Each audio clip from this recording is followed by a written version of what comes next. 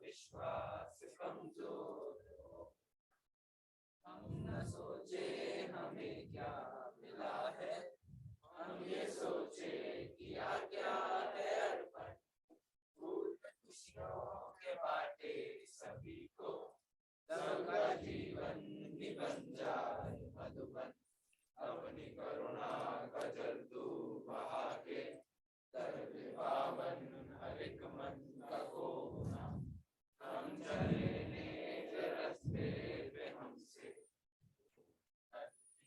कोई दूर हो, इतनी शक्ति हमें देगा दाता, मन का विश्वास कमजोर हो।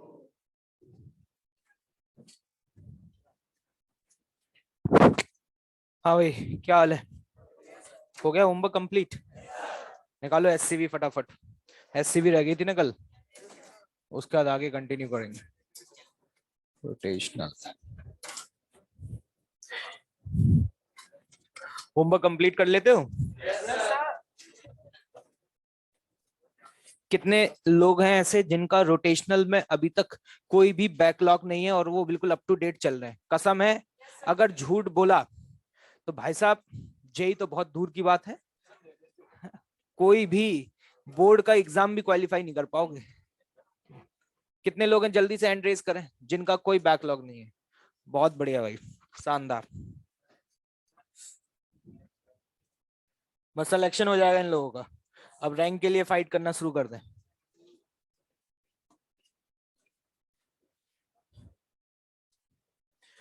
चलिए भाई,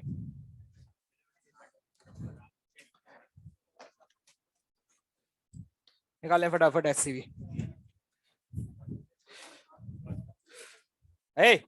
बातचीत नहीं होगी बिल्कुल। एससीवी भाई, एससीवी तो सिर्फ भाई से ही लेंगे।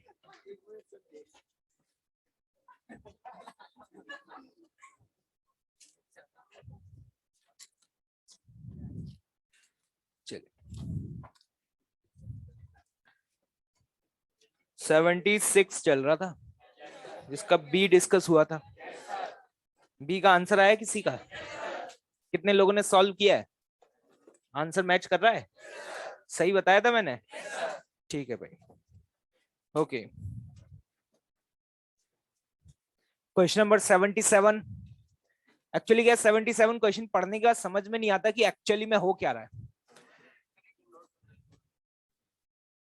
देखिएगा ध्यान से, एक हेमिस्फेरिकल कप है और इसमें एक सॉलिड स्फीयर को यहां से रिलीज किया गया है। अब सॉलिड स्फीयर को रिलीज किया है, ये रोल करते हुए आता है और पूछा है नॉर्मल फोर्स बताना है when a ball reaches on the bottom of the cup, जब ये यहां पर पहुंच जाएगा। अगर बेटा इस पॉइंट पे इसके पास स्पीड v हुई, स्पीड कितना हुई v, नॉर्मल ऊपर लगता है, mg कहां लगता है नीचे, तो मैं क्या ये बोल सकता हूं net force towards the centre. Net force towards the centre क्या लिखूंगा, नॉर्मल ऊपर वाला फोर्स माइनस नीचे वाला फोर्स, नेट एक्सटर्नल फोर्स बराबर m इंटू ए सी। क्या इस समय सेंट्रीपिटल एक्सेलरेशन को v स्क्वायर बाय r लिखा जा सकता है? हाँ, उसका आर दिया है क्या आंसर में?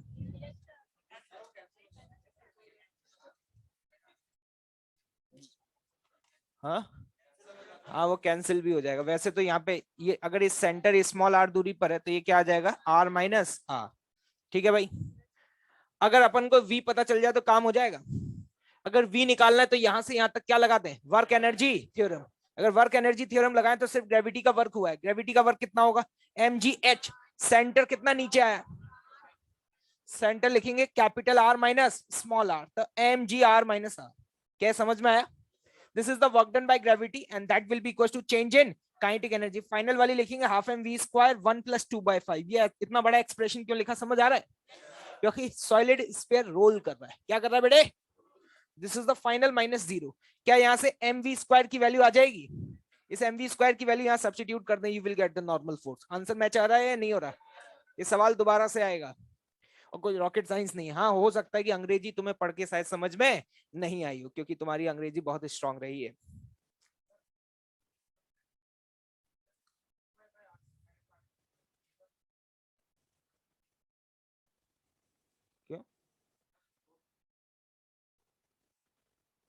क्या हुआ? हम तो सिर्फ सेंटर ऑफ मास का एक्सेलरेशन लिखते हैं।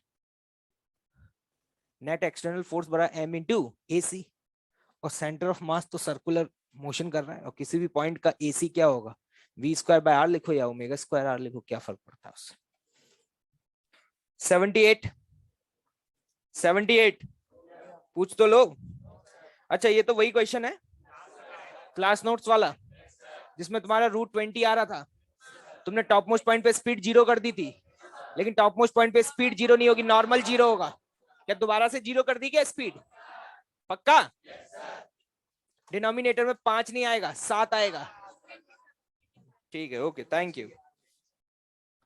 79 ये बता, ए पार्ट में किसी गरीब को डाउट है क्या? ए पार्ट तो सिंपल वर्क एनर्जी थ्योरम का क्वेश्चन है या नहीं है? क्या सभी से हो गया है? चलिए बी पार्ट पर आ जाते हैं। ठीक है,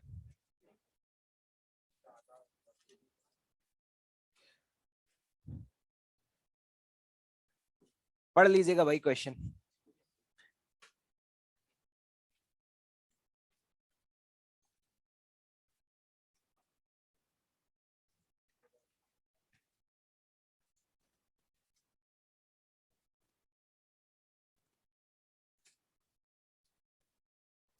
यहां पर ये स्फीयर है, एक स्फेरिकल वॉल।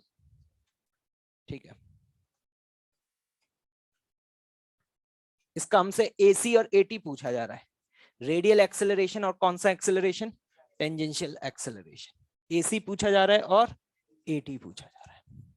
ये रोल करते हुए चल रहा है। कैसे चल रहा है? रोल करते हुए। क्या ये बात सभी को समझ आ रही है? ठीक है, देखो यार, एसी तो मैं बहुत आसानी से तुरंत बता सकता हूं। एसी बराबर क्या होगा? V square by R. नहीं आया समझ? ठीक है, तो वी तो मुझे इस पॉइंट पे पता ही है। कैसे पता चलेगा वी? यहां से यहां तक वर्क एनर्जी थ्योरम, तो मेरे पास वी आ जाएगा। और वी है एसी। क्या है? AC, centripetal acceleration. क्या ये बात समझ आ रही है? ओके, अब निकालना है एटी। मैं आपको एक बात बोल सकता हूं, अगर आप ध्यान से ऑब्जर्व कर पा रहे हैं, यह है तो सर्कुलर पार्ट, लेकिन अगर इस पॉइंट पर मैं इस तरीके से एक प्लेन बना दूं, क्या बना दूं? प्लेन। कोई दिक्कत तो नहीं है? ठीक है, अब जरा ध्यान से देखना, ये एंगल थीटा, ये कितना है? 90। ये कितना? 90 माइनस थीटा, तो ये एंगल कितना है? थीटा। क्या समझ में आ रहा है? पक्का भाई? तो मैं ये कह सकता हूं, अगर ये एक प्लेन है, ठीक है, अगर ये एक इंक्लाइंड सरफेस है, और कोई इंक्लाइंड सरफेस पे अगर बॉडी रोल कर रही है, क्या कर रही है? रोल कर रही है, तो उसका एक्सेलरेशन जो हुआ करता था वो होता था जी साइन थीटा अपॉन 1 प्लस आई बाय एम आर स्क्वायर। तो कुछ याद आ रहा है? इस मोमेंट पे ये बोला जा सकता है ना भाई, ये कोई एक इंक्लाइंड सरफेस है, और इस इंक्लाइंड सरफेस पे बॉडी ऐसे रोल करते हुए कहां जा रही है? आगे। तो इसके पास जो ये एक्सेलरेशन है, ये एक्सेलरेशन यही तो होगा।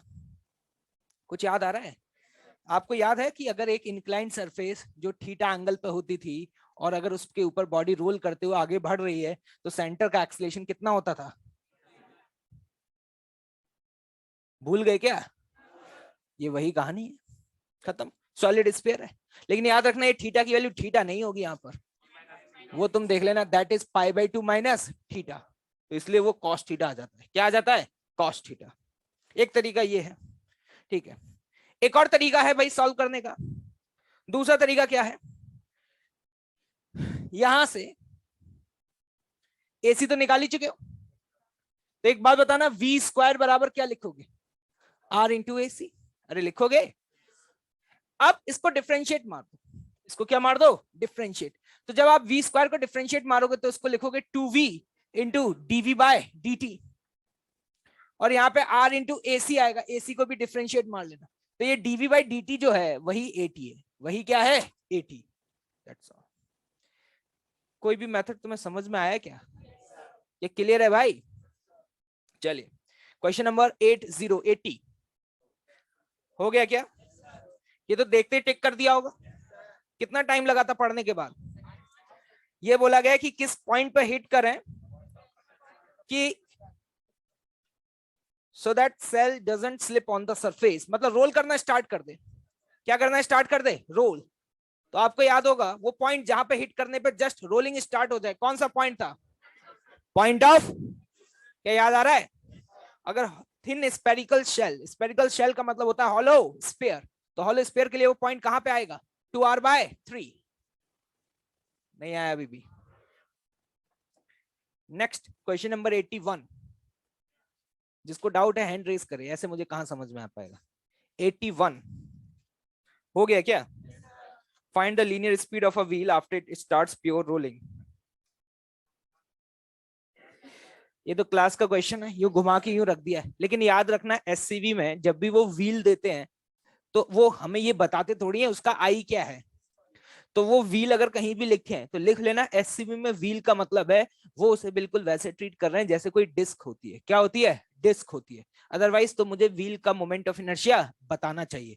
ठीक है, तो आपको व्हील का moment of inertia by default if nothing is mention तो उतना ही लेना है जितना किसका होता है, डिस्क का होता है। क्या ये बात क्लियर है भाई? ठीक है,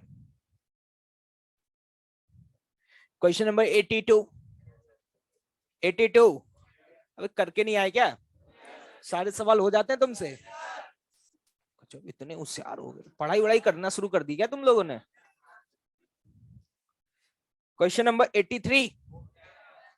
83 ये भी हो गया।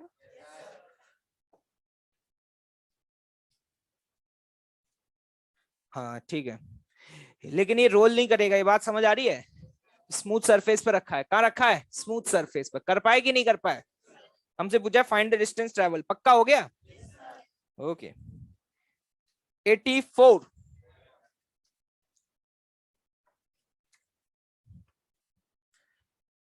पढ़िए फटाफट 84।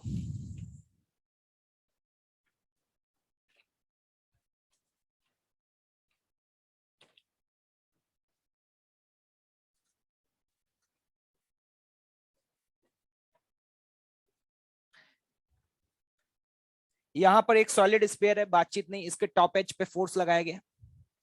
ठीक है, यहां पर ये सरफेस रफ है और आई थिंक म्यू का मैक्सिमम वैल्यू दिया हुआ है, कोफिशिएंट ऑफ स्टैटिक फ्रिक्शन, मतलब म्यू का वैल्यू दिया हुआ है, दैट इज व्हाट 2/7।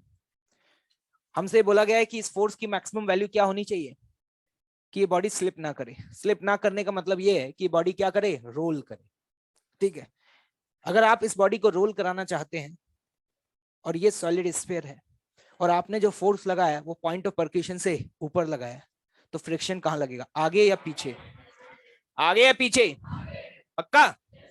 तो इतना तो तय है भाई, इतना तो तय है कि जो फ्रिक्शन लगेगा वो आगे लगेगा। लेकिन उस क्वेश्चन में बोल दिया कि फ्रिक्शन की मैक्सिमम वैल्यू कि मैक्सिमम कितनी लगा दूं कि ये रोल कर रहा हो, तो गारंटी है कि उस समय जो यहाँ पे फ्रिक्शन लग रहा होगा ये जस्ट स्लिपिंग की कंडीशन पे होगा, तो उस समय फ्रिक्शन भी मैक्सिमम लग रहा होगा, जो कि कितना होगा, म्यू इंटू नॉर्मल। मास की वैल्यू क्या दी हुई है, 0.5, तो m इंटू जी मतलब इंटू 5। अब खत्म हो चुका है, ये होगी फ्रिक्शन की वैल्यू। आपको f की मैक्सिमम वैल्यू निकालनी है, वही डायनेमिक्स का fundamental concept. Just write down the equations, you will get the answer. क्या बात क्लियर है? रोल कर रहा है तो एक ही लाइन में आंसर आ सकता है। ठीक है, एक तो ऐसे लिख लो, नहीं नहीं एक लाइन में तो क्या, इक्वेशन तो बनानी पड़ेगी। ठीक है, एक इक्वेशन तो क्या लिखोगे, f प्लस 10/7 बराबर m इंटू ए। क्या ये बात क्लियर है भाई? पक्का? और दूसरी इक्वेशन क्या, टॉर्क एनालिसिस। इसके अबाउट टॉर्क एनालिसिस करेंगे तो जल्दी बताओ, F माइनस 10/7 इंटू आर। अरे गरीबों, कुछ समझ आ रहा है ये एक्सप्रेशन कैसे लिखा गया है? क्या इस बात से सहमत हो? इसका टॉर्क अल्फा के सेंस में, इसका टॉर्क अल्फा के अपोजिट सेंस। अब तो ये सारी चीजें चूरन लगती होंगी, सस्ता वाला एकदम, बराबर आई। क्या लिखोगे, 2/5 स्क्वायर इंटू अल्फा, लेकिन अल्फा की वैल्यू a/r। यहां से आप ए की वैल्यू पुट कर दें, you will get the value of F. हो पाएगा सॉल्व? क्वेश्चन नंबर 85 हो गया? ऐसा सवाल क्लास में किया था? पक्का? Okay wonderful. 86 देखिएगा ध्यान से, 86 भी आसान है लेकिन समझ में नहीं आता कि क्या हुआ।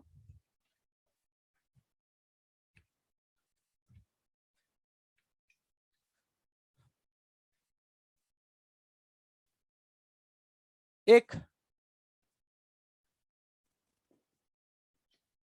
क्वेश्चन पड़ा हुआ है भाई, सॉलिड स्फीयर है rolling on a rough horizontal surface, roll करते हुए आगे बढ़ रहा है। ठीक है, यहां पर एक स्मूथ वर्टिकल वॉल है, ये एक वॉल है, ठीक है, आगे बढ़ा, इससे टकराएगा, मानते हो? टकराते समय साफ साफ बोला गया कोलिजन इलास्टिक है, ऐसा लिखा हुआ है क्या? पक्का? Find the speed of A sphere, कहां लिखा हुआ है? Colloid elastically. तो कोलिजन जैसे ही होगा, कोलिजन होने के जस्ट बाद, पहले तो इस बात को समझ लो कि जस्ट टकराने के बाद तुरंत इसकी जो स्पीड आगे थी वो स्पीड कहां हो जाएगी? पीछे। इलास्टिक कोलिजन किसी भी फिक्स सरफेस पे, लेकिन इसके ओमेगा पर कोई भी फर्क नहीं पड़ेगा। पहले भी इसका ओमेगा इसी सेंस में था V/R, और अभी भी इसका ओमेगा इसी सेंस में रहेगा। जस्ट आफ्टर, अब तो चेंज होने लग जाएगा। क्यों चेंज होने लग जाएगा इसके बाद? क्योंकि अब पॉइंट ऑफ कांटेक्ट की वेलोसिटी जीरो नहीं रही, क्योंकि V भी आगे है और घूमने की वजह से ओमेगा आर भी इधर है। तो अब तो ये ऐसा सवाल बन गया कि आपने ओमेगा ऐसे दे दिया, V ऐसे दे दिया कि कितनी देर बाद ये रोलिंग स्टार्ट करेगा। तो सबसे पहला सवाल अब तुम्हारे दिमाग में आ रहा होगा, अरे सर ओमेगा चेंज क्यों नहीं होगा? पहली बात ध्यान से सुने, ये सरफेस स्मूथ है। अगर सरफेस स्मूथ है तो क्या यहां से कोई फ्रिक्शन लगेगा? क्या नहीं लगेगा। जब ये टकराएगा तो इस पे कौन सा फोर्स लगेगा? नॉर्मल। क्या इस तरीके से नॉर्मल लगेगा? और नॉर्मल, अगर मैं सेंटर के अबाउट नॉर्मल का टॉर्क पूछूं ड्यूरिंग द कोलिजन, तो इस नॉर्मल का टॉर्क क्या होगा? जीरो। तो जब इसका कोलिजन हुआ उस दौरान, ड्यूरिंग द कोलिजन, क्या किसी इंपल्सिव फोर्स का टॉर्क लगा है क्या? और अगर टॉर्क नहीं लगा तो just before and just after the event omega में कोई भी परिवर्तन नहीं होगा। तो कोलिजन से जस्ट पहले ओमेगा क्या था और बाद भी V/R, इवन मैग्नीट्यूड भी सेम रहेगा और सेंस भी सेम रहेगा। अब ये सवाल इसके बाद आपके लिए इस तरीके का बन चुका है कि आपसे पूछा जा रहा है find the speed of A sphere when it has started a pure rolling. जब ये प्योर रोलिंग स्टार्ट कर देगा, मान लेते हैं कि उस समय इसकी स्पीड क्या होगी? V1, और ओमेगा इसी सेंस में आ चुका होगा, और ओमेगा की वैल्यू क्या होगी? V1/R। तो आपसे V1 पूछा जा रहा है। ये V1 आप कैसे कैलकुलेट करते हैं? क्या करें? क्या सरफेस के अलोंग कोई पॉइंट ले ले और उसके अबाउट एंगुलर मोमेंटम लिख दें? तो जल्दी से बताओ भाई क्या लिखोगे एंगुलर मोमेंटम? मैंने सरफेस पे कोई पॉइंट ले लिया, mv/r, सही लिखा है? ओमेगा प्लस या माइनस, ये समझ में आ रहा है? क्योंकि वेलोसिटी ऐसे, ओमेगा ऐसे है, तो ट्रांसलेशनल और रोटेशनल एंगुलर मोमेंटम का सेंस सेम आएगा, अलग अलग आएगा? ये सब देखना आता है। तो यहां पर आईसीएम ओमेगा अंदर की तरफ क्या लिखेंगे? 2/5 mr² इंटू ओमेगा। ओमेगा कितना था? और बाद में इसी सेंस में चल रहा है, तो बाद में ये इक्वेशन क्या बन जाएगी? mv/r plus 2/5 mr² into V/R, that is V1/R। Solve हो चुका है, देखिए V0 3V/7 आ जाएगा आई थिंक।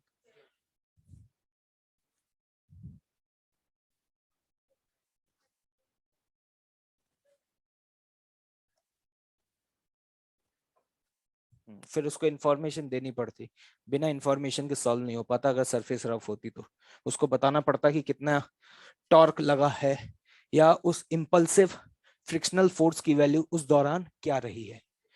ठीक,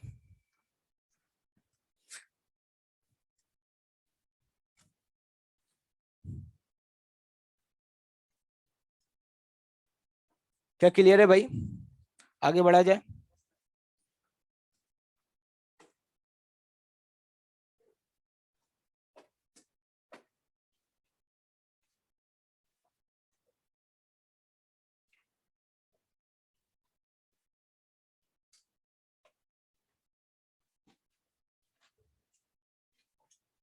क्या ये ऑनलाइन में बोर्ड क्लियर नहीं दिख रहा क्या तुम लोगों को?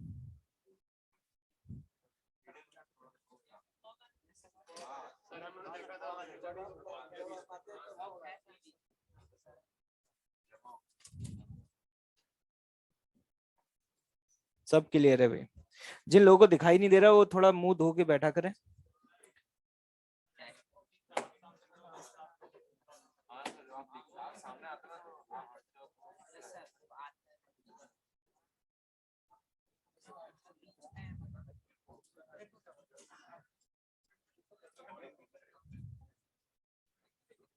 चलिए भाई, कोई दिक्कत नहीं है। शीट निकाले, शीट निकालो। हो गई शीट कंप्लीट? जितना होमवर्क दिया था हो गया? निकालो भाई ओवन। सॉरी S1, S1 से शुरुआत करें। S1 में 23 तक तो डिस्कस हो चुके हैं।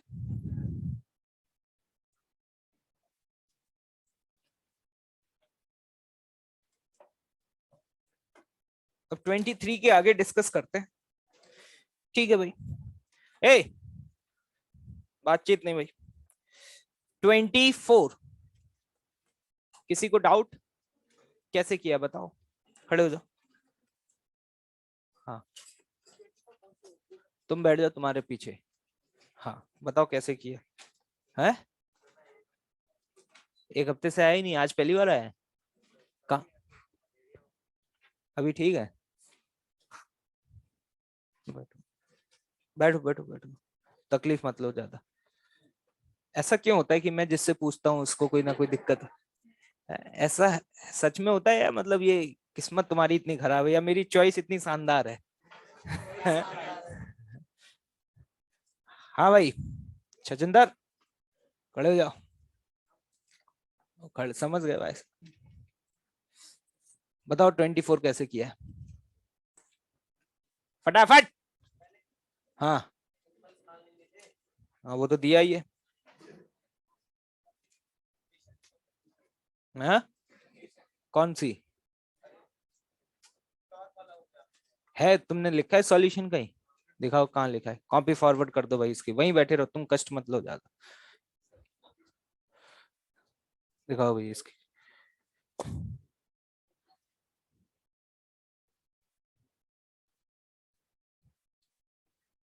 बैठ जाओ, मेहनत कर रहा है लड़का।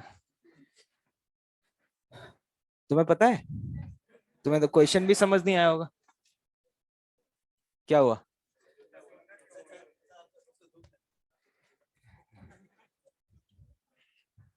अबे बहुत लकी हो तुम, ठीक है, कि तुम्हें याद किया गया। ठीक है, आधे लोग तो सोच रहे हैं कि कभी सर एक दिन हमें याद कर लें, दिन बन जाएगा। दिन नहीं, जिंदगी बन जाएगी उनकी। ठीक है, समझते नहीं है। हाँ भाई, तुम लोग में किसी को पता है कैसे हुआ है?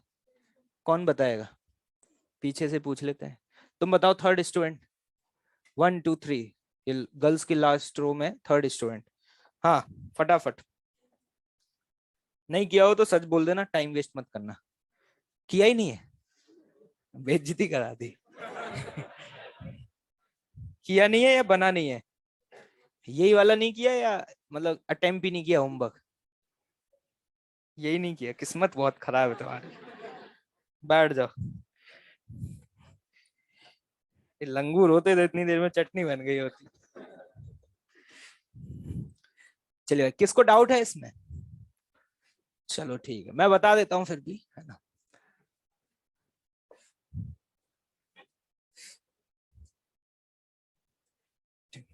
एक रॉड है, इस तरीके से रखा हुआ है भाई, ठीक है। यहाँ पर सेंटर से x डिस्टेंस दूरी पर एक इंपल्स दिया गया। अब इंपल्स की वैल्यू नहीं दी हुई है तो आई मान लो। क्या मान लो? आई, ठीक है। और आपसे पूछा जा रहा है कि वो पॉइंट बताओ जो ICOR है। ICOR वो पॉइंट होता है जिस पॉइंट की वेलोसिटी क्या होती है? 0। क्या ये बात समझ आ रही है भाई? तो मैंने कहा था कि जब भी इस प्रोफाइल के क्वेश्चंस आते हैं तो जनरली हम दो इक्वेशंस का यूज करते हैं, एक इंपल्स मोमेंटम थ्योरम और एक एंगुलर इंपल्स मोमेंटम थ्योरम। क्या याद आ रहा है? तो मान लेते हैं कि सेंटर की जो स्पीड है वो v है, और हिट किया तो एंगुलर स्पीड भी आ गई होगी, तो मान लेते हैं क्या? ओमेगा। ये कहां पे हिट किया गया है? x डिस्टेंस पर। ये बात समझ आ रही है बेटा? तो सबसे पहले मुझे v बता सकते हो, कैसे निकालोगे? I बराबर mv, इंपल्स बराबर चेंज इन मोमेंटम। क्या यहां से मेरे पास v का वैल्यू आ जाएगा, जो कि कितना आएगा? I by m। उसी तरीके से इस पॉइंट के about impulse momentum theorem, impulse का एंगुलर इंपल्स कितना आएगा?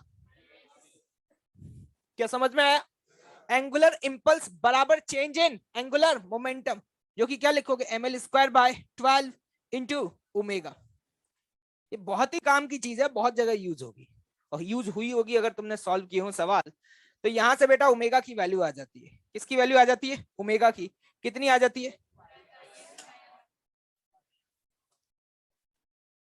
ठीक, लेकिन अभी काम खत्म नहीं हुआ। हमसे बोला गया आईसीओआर बताओ। सबसे पहले तो मैं आपसे पूछना चाहूंगा कि आईसीओआर इस सेंटर के ऊपर लाई करेगा या नीचे? ऊपर लाई करेगा, क्योंकि उसकी जो वेलोसिटी है वो जीरो होनी चाहिए। तो ट्रांसलेट करने की वजह से और रोटेट करने की वजह से जो वेलोसिटीज हैं वो सेम दिशा में या विपरीत दिशा में? सेम या विपरीत? पक्का? तो वो पॉइंट मान लेते हैं सेंटर से कहीं ऊपर है, ठीक, और मान लेते हैं वो यहां से कितना डिस्टेंस ऊपर है? आर। तो उसका वी आगे होगा और ओमेगा आर पीछे होगा। तो डेफिनेटली उस पॉइंट के लिए v की वैल्यू किसके बराबर होगी? ओमेगा आर के बराबर। तो v की वैल्यू ओमेगा आर के बराबर कर दो, you will get the answer in terms of x। Clear है भाई? ठीक है, क्वेश्चन नंबर 25, ये बिल्कुल इसी प्रोफाइल का क्वेश्चन है। जिससे नहीं हुआ दोबारा ट्राई करना। 24 मैंने इसलिए बता दिया कि अब 25 तुम ना पूछो। 26,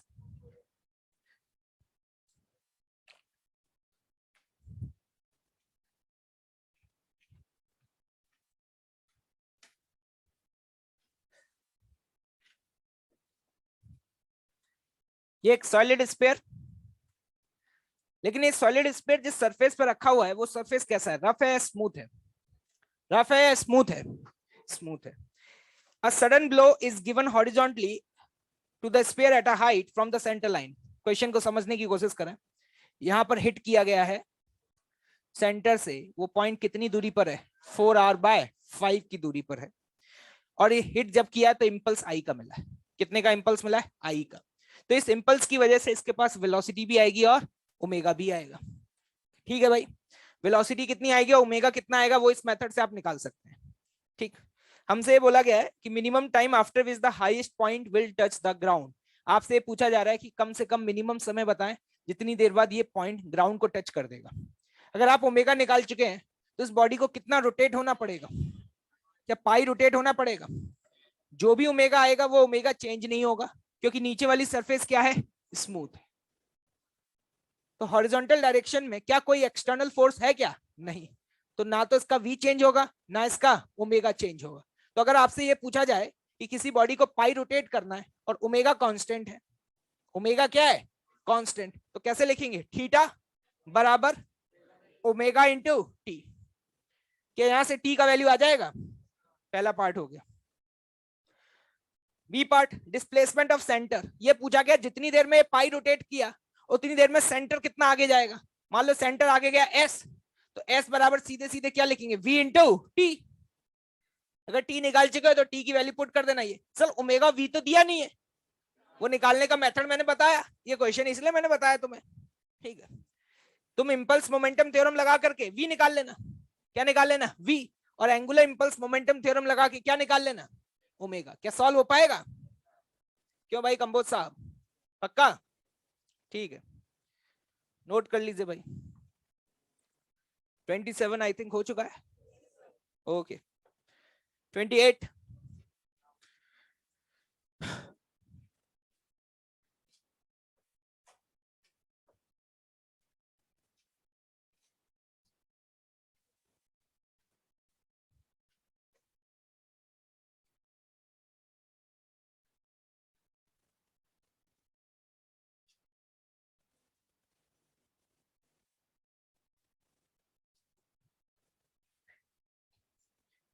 में पहले तो आप ये समझ लें कि ये जो रॉड दी हुई है मासलेस रॉड है। कैसी रॉड है? मासलेस। यहां से एक पार्टिकल आ रहा है और यहां से एक पार्टिकल आ रहा है। इन दोनों पार्टिकल का मास m है, स्पीड v0 है। ये पार्टिकल यहाँ पे हिट करते हैं, हिट करने के बाद इससे स्टिक कर जाते हैं। अगर स्टिक कर गए तो हम मान सकते हैं कि पूरा सिस्टम जो है वो सेंटर के अबाउट इस तरीके से ओमेगा से घूमना शुरू कर देगा। कोई दिक्कत?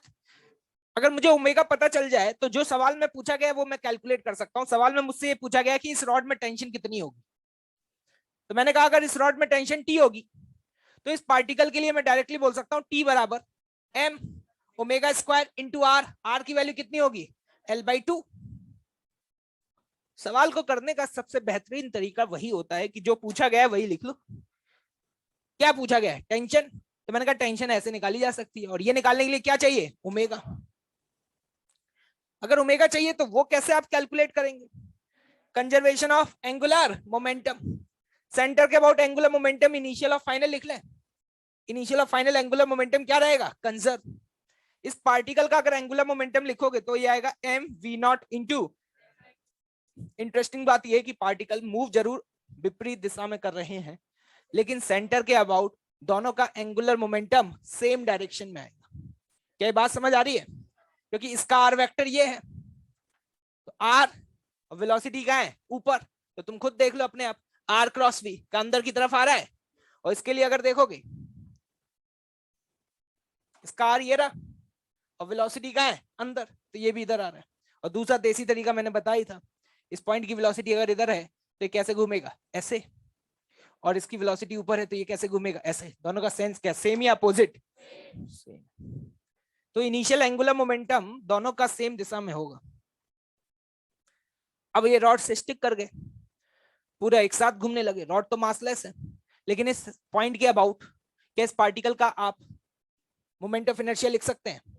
क्योंकि रिजिड बॉडी का होता है आई ओमेगा, क्या होता है? आई ओमेगा, लेकिन पार्टिकल का एंगुलर मोमेंटम क्या लिखेंगे? M into L by two का होल स्क्वायर।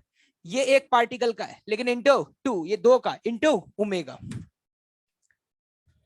रॉड का नहीं आएगा, रॉड मासलेस है। रॉड क्या है? मासलेस, इसलिए रॉड का क्या हो जाएगा? जीरो। क्या इस इक्वेशन को सॉल्व करके हम यहां से ओमेगा निकाल सकते हैं भाई? अगर ओमेगा यहां पुट कर दें, क्या हमारे पास टेंशन की वैल्यू आ जाएगी?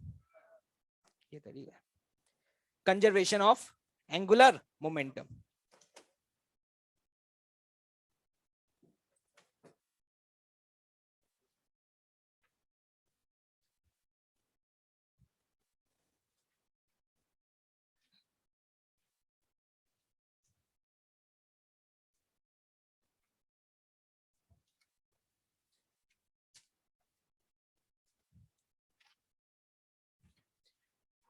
ओवन,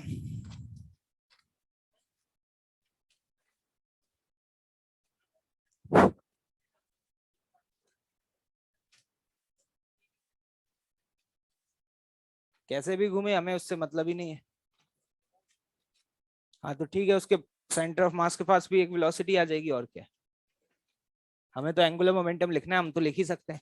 सेंटर के अबाउट तो आई ओमेगा ही आएगा, वो वाला टर्म तो वैसे भी क्या हो जाएगा? कैंसिल आउट ही हो जाएगा। हाँ भाई, आई थिंक 46 तक तो ये डिस्कस हो ही चुका है इसमें, है ना? इधर बताओ मुझे 47।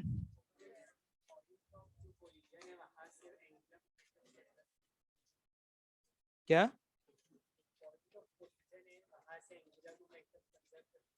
वहां से क्यों कंजर्व करोगे? गधे हो एक नंबर के हैं। ये रॉड फिक्स है। क्या है? रॉड फिक्स्ड है। तो अगर कोई रॉड फिक्स है तो एंगुलर मोमेंटम किसी भी पॉइंट के अबाउट कंजर्व कर देंगे। जनाब कह रहे हैं 47 में, सर मैं उस पॉइंट के अबाउट कंजर्व कर रहा हूं जहां पे पार्टिकल टकरा रहा है। ये रॉड हिंज है या नहीं है? पहली वाली लाइन पढ़ो, साफ साफ लिखा हुआ अंग्रेजी में, पता नहीं कौन सी मैडम से पढ़े हो अंग्रेजी।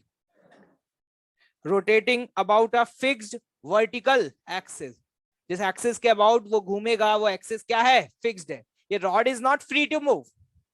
ये रॉड जो है वो ऐसा नहीं है कि फ्री है तो किसी भी पॉइंट के अबाउट कंजर्व कर देंगे। रॉड क्या है? फिक्स है। तो कंजर्वेशन ऑफ एंगुलर मोमेंटम अगर लगाओगे तो किस पॉइंट पे लगाओगे? सेंटर के अबाउट लगाओगे, जिस पॉइंट पे वो क्या है? हिंज है। समझ में आया? सवाल हुआ या नहीं हुआ? तो बता दिया जाए। हो गया? Okay, thank you. Question number 48, 49, किसी को डाउट? इधर आ जाओ भाई, बस एक ही बचा इसमें। 63, 63 में किसी को डाउट? पक्का? ठीक है, आगे बढ़ते हैं।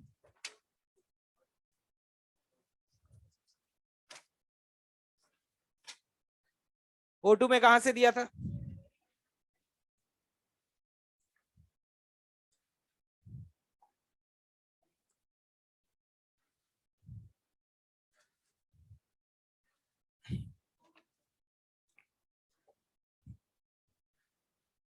भाई होमवर्क सिंसियरली अटेम्प्ट कर रहे हो ना तुम लोग, लेकिन सब लोग नहीं करते, ये बहुत दुख की बात है।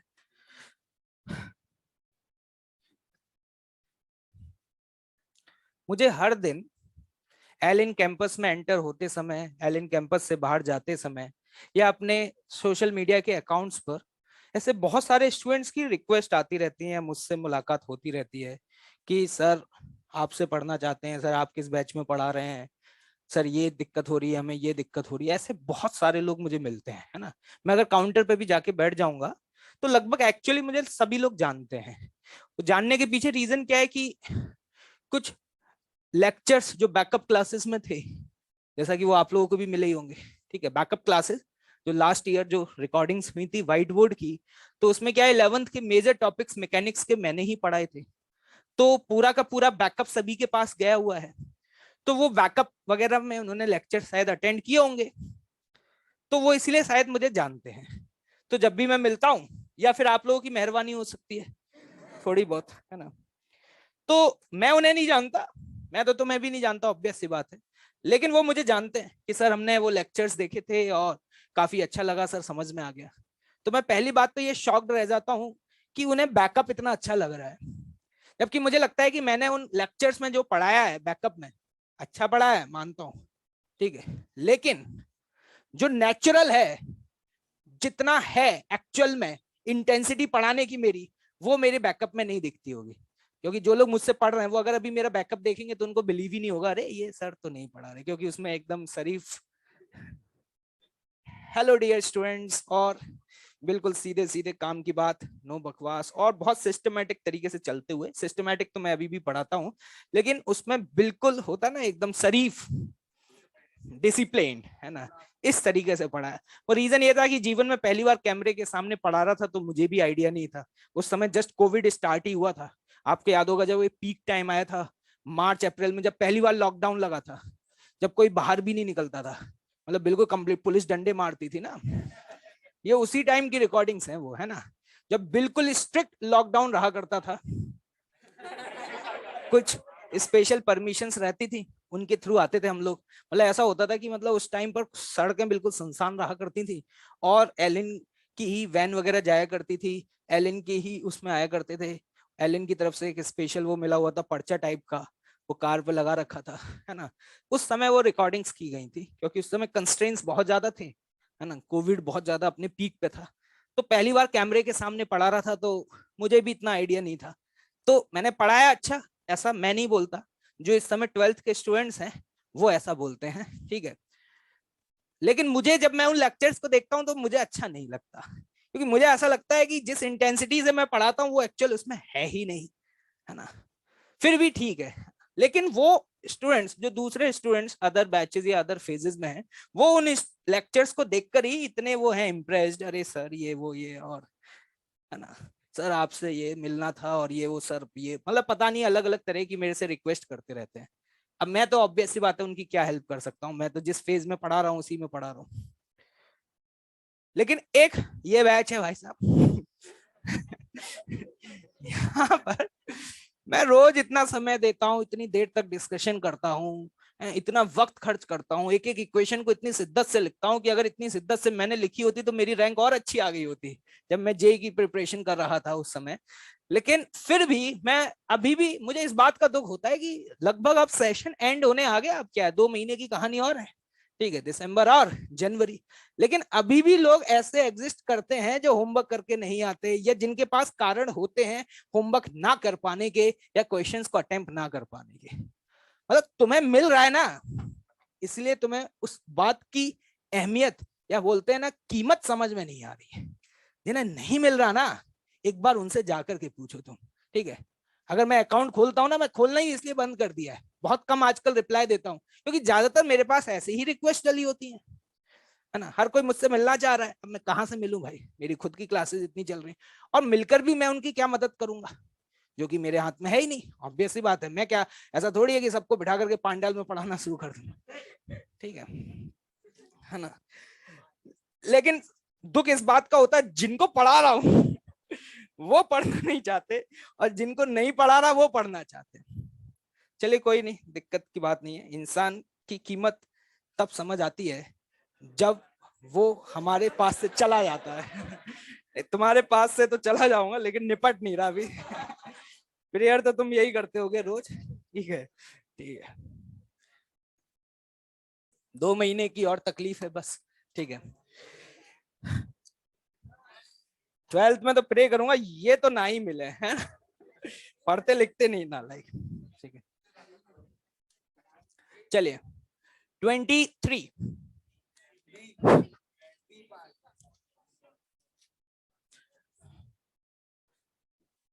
अच्छा सवाल है।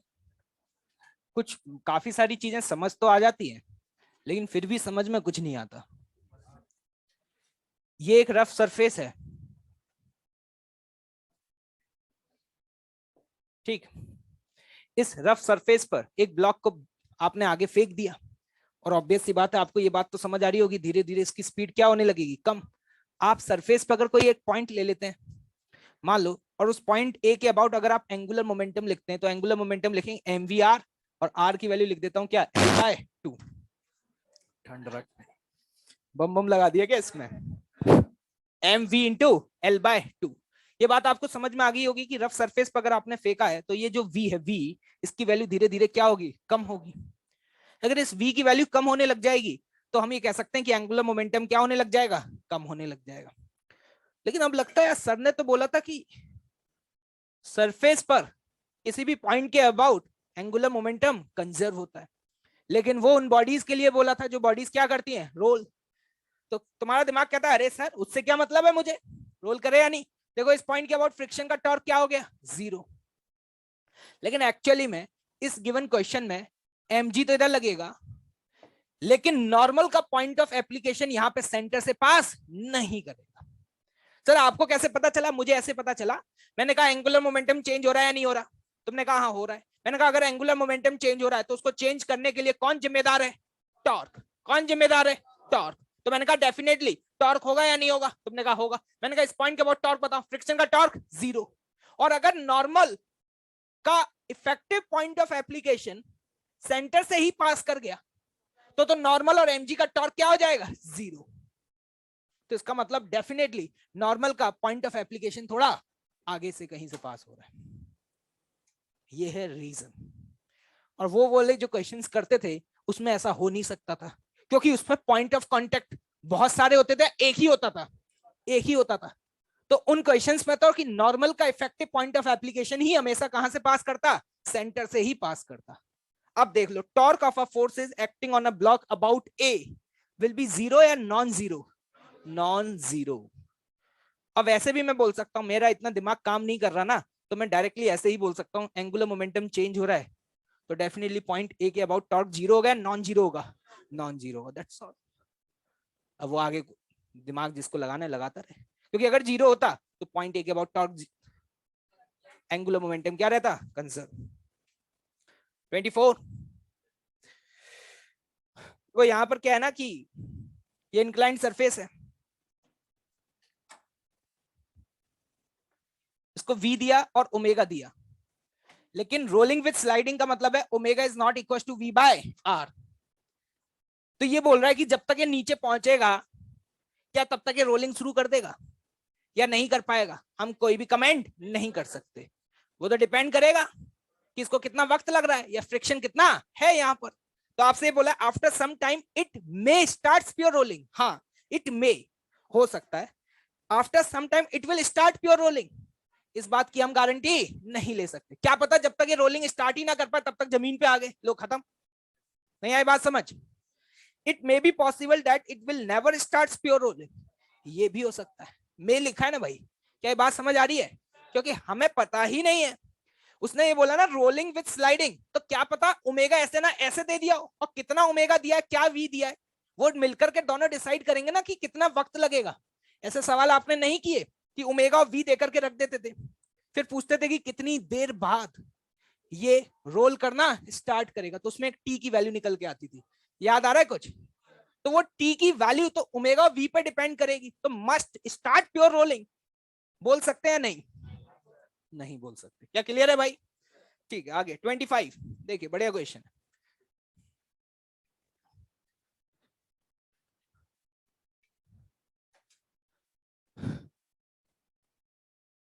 पहले तो इस बात को समझ लो कि रोल कर रहे हैं, ऐसा लिखा हुआ है।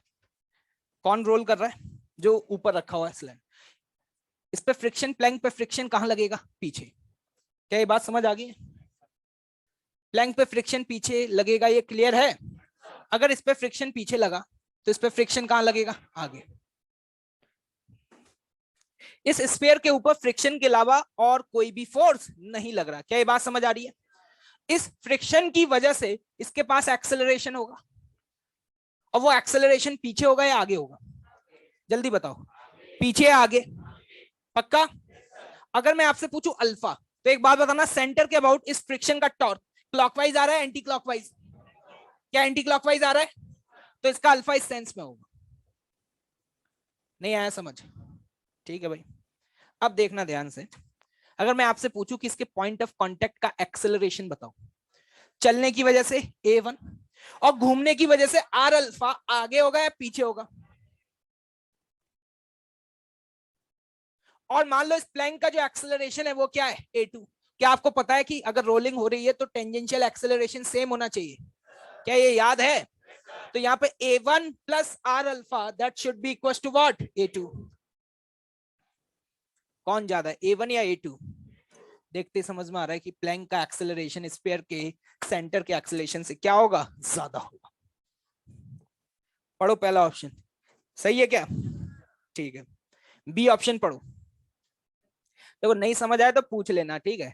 डिस्कशन ऐसा होना चाहिए जिसमें तुम भी कुछ पूछो और मैं भी कुछ बताऊं, लेकिन यहाँ सिर्फ मैं ही बताता हूँ, ठीक है? तुम पूछने वाले लोग बहुत कम है, वो तो मैं अपनी शिद्दत से बता रहा हूँ। Work done by friction acting on a sphere is equal to its total kinetic energy. इस स्फीयर पे सिर्फ फ्रिक्शन का ही वर्क हो रहा है। क्या ये बात क्लियर है? ठीक है। सी पार्ट इंपॉर्टेंट है। The total kinetic energy of a system is equal to the work done by the force. अगर मैं इस पूरे को सिस्टम ले लूं तो पूरे सिस्टम पर total work done by friction force will be 0, क्योंकि अगर रोलिंग हो रही है तो ये फ्रिक्शन स्टैटिक या काइनेटिक?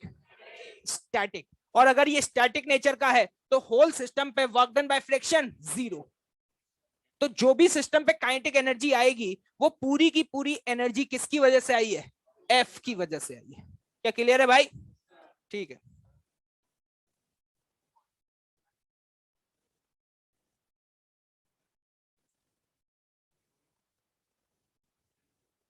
पूरे सिस्टम पर होगा ना,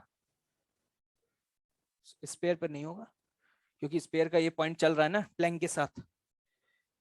वो पॉइंट जो कि प्लैंक के कांटेक्ट में है वो अभी रेस्ट पे नहीं है ना, वो चल रहा है, और उसकी वेलोसिटी वही होगी जो किसकी होगी? प्लैंक की होगी। वर्क डन बाय फ्रिक्शन इस पे 0 नहीं होगा, समझ रहे हो? क्योंकि इसका पॉइंट ऑफ कांटेक्ट अभी रेस्ट पे है क्या? नहीं है, ठीक है? लेकिन हाँ ये बोल सकते हो work done by friction on the whole system पे 0 होगा, ठीक है? वहां पे जब बोला करते थे तो जिस सरफेस पे रखा होता था सरफेस क्या होती थी? फिक्स होती थी। ये सरफेस फिक्स नहीं है, जिस पर रखा हुआ है वो खुद क्या कर रहा है? मूव कर रहा है।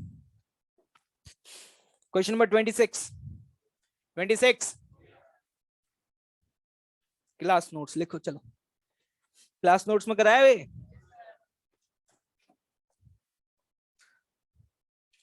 हाँ किसके? बोल तो दिया क्लास का क्वेश्चन है, क्या बोलूं अब मैं? निकाला नहीं है क्लास में? लिखो, ये भी बता देता हूं कहां पे कराया है। लिखो, जब मैंने ये सिखाया कि angular momentum of a rigid body performing a CRTM, तो वहां पे 2 टर्म आते थे, एक ट्रांसलेशनल वाला और एक रोटेशनल वाला। सेम क्वेश्चन कराया है, बस फर्क इतना है कि वो पॉइंट मैंने थोड़ा इधर ले लिए थे, ठीक है?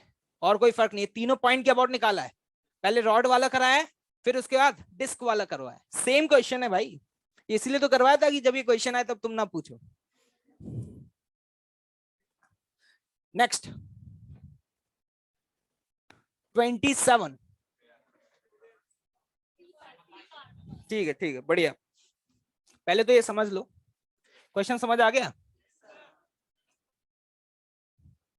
देखो फोर्स सेंटर पे लगाया जा रहा है, ये पॉइंट ए है, ये पॉइंट बी है। ये वाली जो सरफेस है ना ये रफ है, ऐसा मैं नहीं बोल रहा, मेरी तरफ मत देखो, ठीक है? क्वेश्चन में लिखा हुआ है, और साफ ही साफ एक लाइन और लिखी हुई है, disc of a circumference S is at rest at point A and A B is S. ये जो लेंथ है ना, ये लेंथ, ये एस है जो कि 2 पाई आर है।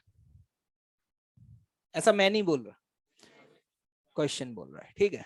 रोल करते हो आगे आ रहा है, लेकिन जैसे वो पॉइंट बी को क्रॉस करेगा, तो इस बात को समझ लेना, पॉइंट बी को क्रॉस करने के बाद आगे की जो सरफेस है वो सरफेस कैसी है, स्मूथ है। तो यहां जब मूव करेगा तो इसके पास ए भी होगा और अल्फा भी होगा, और अल्फा होगा कितना, A1 बाय आर। लेकिन जैसे वो इस पॉइंट को क्रॉस करेगा, एक्चुअली फ्रिक्शन क्या हो जाएगा, 0। जैसे ही फ्रिक्शन 0 हो जाएगा बेटा, उसके बाद अल्फा की वैल्यू क्या हो जाएगी, 0, और हम बोल सकते हैं ओमेगा क्या हो जाएगा, कांस्टेंट। क्या ये बात समझ आ गई? तो चलिए एक बात और बता दो मुझे, जब ये ए से बी जा रहा है तो आपने सेंटर पे फोर्स लगाया, फ्रिक्शन कहां लगेगा, आगे या पीछे, पीछे लगेगा। तो अभी मान लो इसका एक्सेलरेशन a1 है, और जब वो इधर जा रहा है तो एक्सेलरेशन a2 है। तो a1 की वैल्यू क्या लिखोगे, f minus friction upon mass, अरे लिखोगे। लेकिन a2 की वैल्यू क्या लिखोगे, f बाय m। तो कौन ज्यादा होगा, a1 या a2? किस केस में सेंटर ऑफ मास का एक्सेलरेशन ज्यादा आएगा, पहले वाले में, दूसरे वाले में? दूसरे वाले में। पहले वाले में फ्रिक्शन है और फ्रिक्शन पीछे लगेगा, ये बात कैसे समझ आई, क्योंकि फोर्स पॉइंट ऑफ परकेशन से नीचे है। क्या ऑप्शन पढ़ना शुरू करूं? पढ़ो A option, the angular acceleration of a disc will disappear, a linear acceleration will remains unchanged.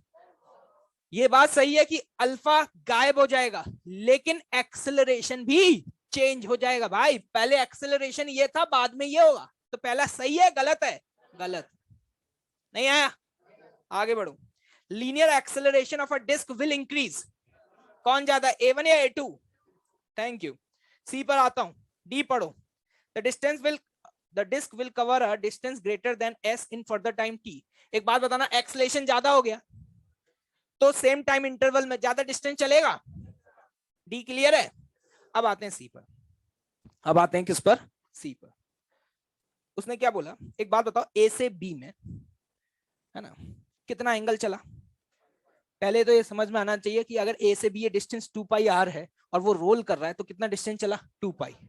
ठीक है, मैं यहां पर इक्वेशन लगा रहा हूं, थीटा बराबर ओमेगा नॉट, सॉरी, थीटा बराबर omega initial plus omega final by 2 into T. कोई दिक्कत तो नहीं है, लगा सकता हूं। ओमेगा इनिशियल कितना था, 0। कितना था, 0। एक बात बताना मुझे, यहां से यहां तक पहुंचा, एंगुलर एक्सेलरेशन अगर अल्फा है, कितना है, अल्फा, तो ये क्या लिखोगे, अल्फा टी बटे 2, और ये वैल्यू भी क्या आ जाएगी, टी। क्या सही लिखा है क्या? ये देख लो क्या लिखा है, omega initial plus omega final, इस पॉइंट पे जो ओमेगा होगा upon 2 into T, time T लगा। इस पॉइंट के बाद वो सवाल क्या कह रहा है, अब इस पॉइंट के बाद घूमने में, अब 2 पाई घूमने में कितना टाइम लगेगा, इसके बाद 2 पाई बराबर लिखोगे इस पॉइंट पे जो भी ओमेगा है, क्योंकि उसका ओमेगा चेंज नहीं होगा, और इस पॉइंट पे ओमेगा कितना है, अल्फा टी। इसको मल्टीप्लाई कर दो T1 से, किससे मल्टीप्लाई कर दो, T1 से। क्या इन दोनों इक्वेशंस को अगर कंपेयर करो तो क्या तुम यहां से T1 की वैल्यू निकाल सकते हो? जल्दी बताओ, अगर T1 और इसको कंपेयर करोगे तो T1 की वैल्यू कितनी आ रही है? क्या T1 की वैल्यू T/2 आ रही है? तो यहां से यहां तक उसको 2 पाई घूमने में अगर T टाइम लगा है, कितना टाइम, T टाइम, तो B से आगे उसे जो टाइम लगेगा वो जस्ट इसका आधा लगेगा। क्योंकि अभी जो इक्वेशन यूज करोगे वो करोगे थीटा बराबर ओमेगा टी। कौन सी करोगे, थीटा बराबर ओमेगा टी, क्योंकि ओमेगा क्या है, कांस्टेंट। और यहां पर आप यूज करोगे सेकंड इक्वेशन ऑफ मोशन। देख लो, पढ़ ले, रोल कर रहा है, रोल कर रहा है। तो एक बात बता, अगर कोई चीज रोल कर रही है तो पूरा एक रोटेशन में वो डिस्टेंस कितना चलता है, 2 पाई आर। पता है ये बात? ये नहीं पता होगा, है अभी नालायक। 28 क्लास नोट्स का कौन से वाले पार्ट में डाउट है, बोल। The speed of p with respect to the ground. इसमें क्या नहीं समझ आया है, इसका यूज कैसे करें? चम्मच लो, चम्मच से उठाओ इसको, कटोरी में डालो, घोल के पी लो। ऐसे यूज करना है इसको, एक बार सुबह एक बार शाम को। देखो भाई ये रिंग है भाई, रिंग। सी जो है वो सेंटर है। सी क्या है? सेंटर। ठीक है, तो आपको ये बात समझ आ रही होगी, कल आईसीआर की बात कर चुके हैं। आपको याद होगा इस पॉइंट की स्पीड 0 और इस पॉइंट की स्पीड 2v, तो सभी पॉइंट्स की स्पीड 0 और 2v के बीच में ही लाई करेगी। 0 वाला भी एक पॉइंट होगा, 2v वाला भी एक पॉइंट होगा। इसके अलावा किसी एक पर्टिकुलर वेलोसिटी के करस्पॉन्डिंग एक पॉइंट या इनफाइनाइट पॉइंट। v बराबर u if cp is horizontal. p इस रिंग पर कोई भी पॉइंट है, उसने बोला cp हॉरिजॉन्टल। ठीक, तो क्या इस पॉइंट की स्पीड और इस पॉइंट की स्पीड क्या v होगी? क्या कल निकाल चुके, इस पॉइंट की कितनी थी और इसकी कितनी थी? ये कुछ याद आ रहा है? तो ये सही है गलत है? गलत है। सी पार्ट, v बराबर u इफ cp, ये कल मैंने कराया था। ये कह रहा है वो p पॉइंट जिसकी स्पीड v है, तो वो यहां पे था। और तुम्हें याद हो ये डिस्टेंस r, ये भी r, कुछ याद आ रहा है? r r r r, तो ये क्या है? 60, तो ये कितना है? 30। देखना नोट्स में लिखा है, मैंने तो कोऑर्डिनेट तक निकलवा दिए थे। बस खत्म। 29 हो गया क्या भाई?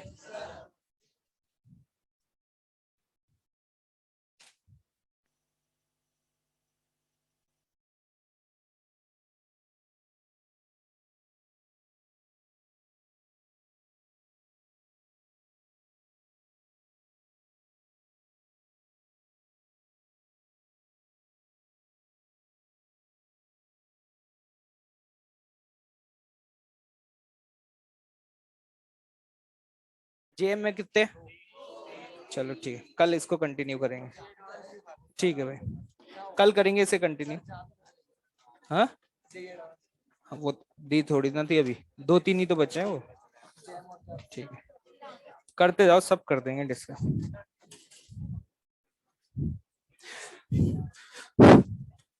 होमवर्क लिख लो। देखो भाई, मैंने तो रोटेशन जितना कंटेंट डिलीवर करना था कर चुका हूं। मैंने पिछले 2 लेक्चर्स में भी तुम्हें बताया था, फिर से बता रहा हूँ। अब सिर्फ डिस्कशन है, और मुझे डिस्कशन करने में वक्त लगेगा क्योंकि क्वेश्चंस अच्छे हैं। तो मैं, आप देख ही रहे होगे, लगभग अगर मैंने 30 क्वेश्चन दिए तो 25 तो मैं लिख ही देता हूँ। 4 या 5 ही बचते होंगे। तो तुम जितने डाउट पूछते हो वो मैं बता देता हूँ, है ना। लेकिन अब तुम देख लो भाई तुम्हें कैसे करना है। ठीक है, मुझे शीट देना। तो O1 S1 और जेई मेंस ये तो निपट चुकी है। तुम्हारी कब तक निपट जाएंगी? तुम्हारी भी निपट गई? अच्छा, तो फिर होमवर्क लिख लो फटाफट, ज्यादा नहीं दूंगा आज। ठीक है,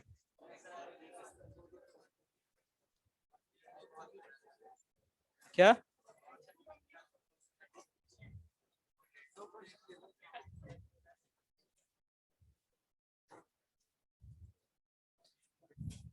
O2 में? किसमें भाई? O2 में क्वेश्चन नंबर 14 से लेकर के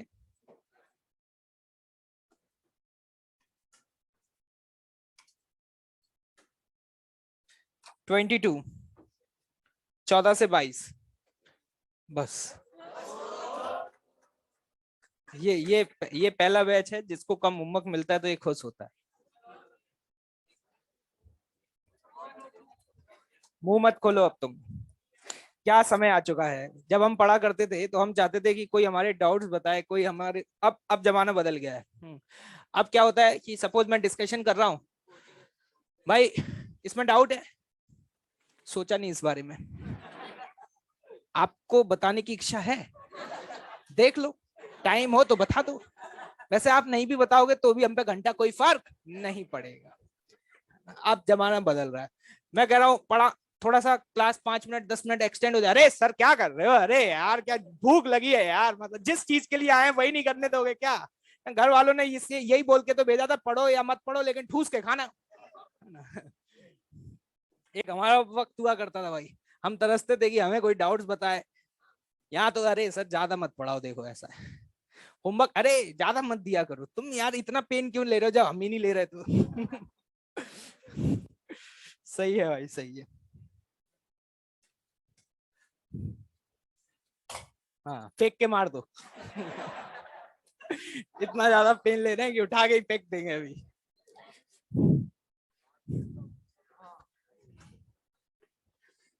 एससीबी के सॉल्ट एग्जांपल्स भी तो दिए थे। अच्छा वो हो गए। अच्छा सॉल्ट थे तो तुमने तो किए ही नहीं होंगे। तुम जब अनसॉल्व नहीं करते तो सॉल्ट क्या करोगे? लिख लो लिख लो, ये तो लिख ही लो फिर। 11 से 20। एससीबी सॉल्ट एग्जांपल्स 11 से 20। ज्यादा खुशी अच्छी नहीं लगती तुम्हारी मुझे।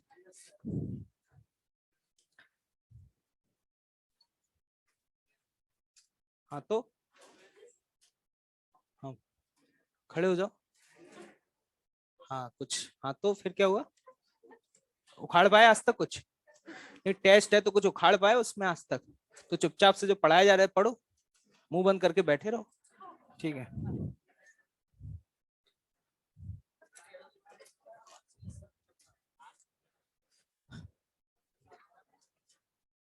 अब मैं ये बता देता हूँ कि अगर तुम्हें ये लग रहा हो कि टेस्ट में क्या क्या सिलेबस रहेगा, सब रहेगा, टॉट टिल डेट। और तुम्हें लग रहा हो तो पहले भी रिस्क लिया ही है, कबूतर बन चुके हो, एक बार और लेकर के देखो, इस बार तो मजा ही आ जाएगा। इस बार तो क्या है कि ऐसा मजा आएगा कि जन्नाट।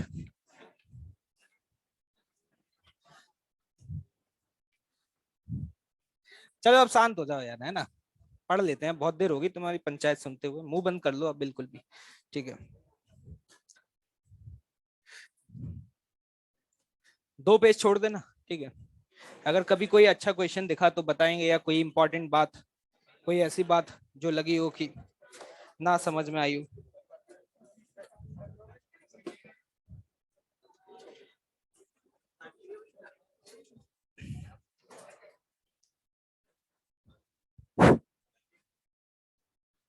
हाँ भाई, होगी खत्म पंचायत तुम्हारी।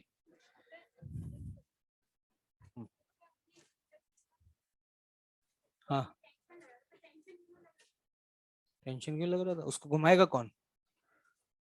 उस पार्टी, अगर वो पार्टिकल घूम रहा है तो कोई तो फोर्स लग रहा है। मैंने कहा वो टेंशन नहीं है, कोई और है, और उसी का नाम टेंशन है। वो पार्टिकल जो स्टिक कर गया उस रॉड से और वो घूम रहा है, तो रॉड उस पार्टिकल पे फोर्स लगा रही होगी ना। हाँ। अरे कुछ भी लग तो रहा होगा ना, तो उसी का नाम क्या है, उसी फोर्स का नाम क्या दे दिया उन्होंने? टेंशन। ठीक है। जब उन्होंने खुद ही बोल दिया वो टेंशन लग रही है, तो तुम दिमाग क्यों लगा रही हो कि वो नॉर्मल है? जो भी है उसी का नाम टेंशन है। ठीक। चलिए नेक्स्ट चैप्टर।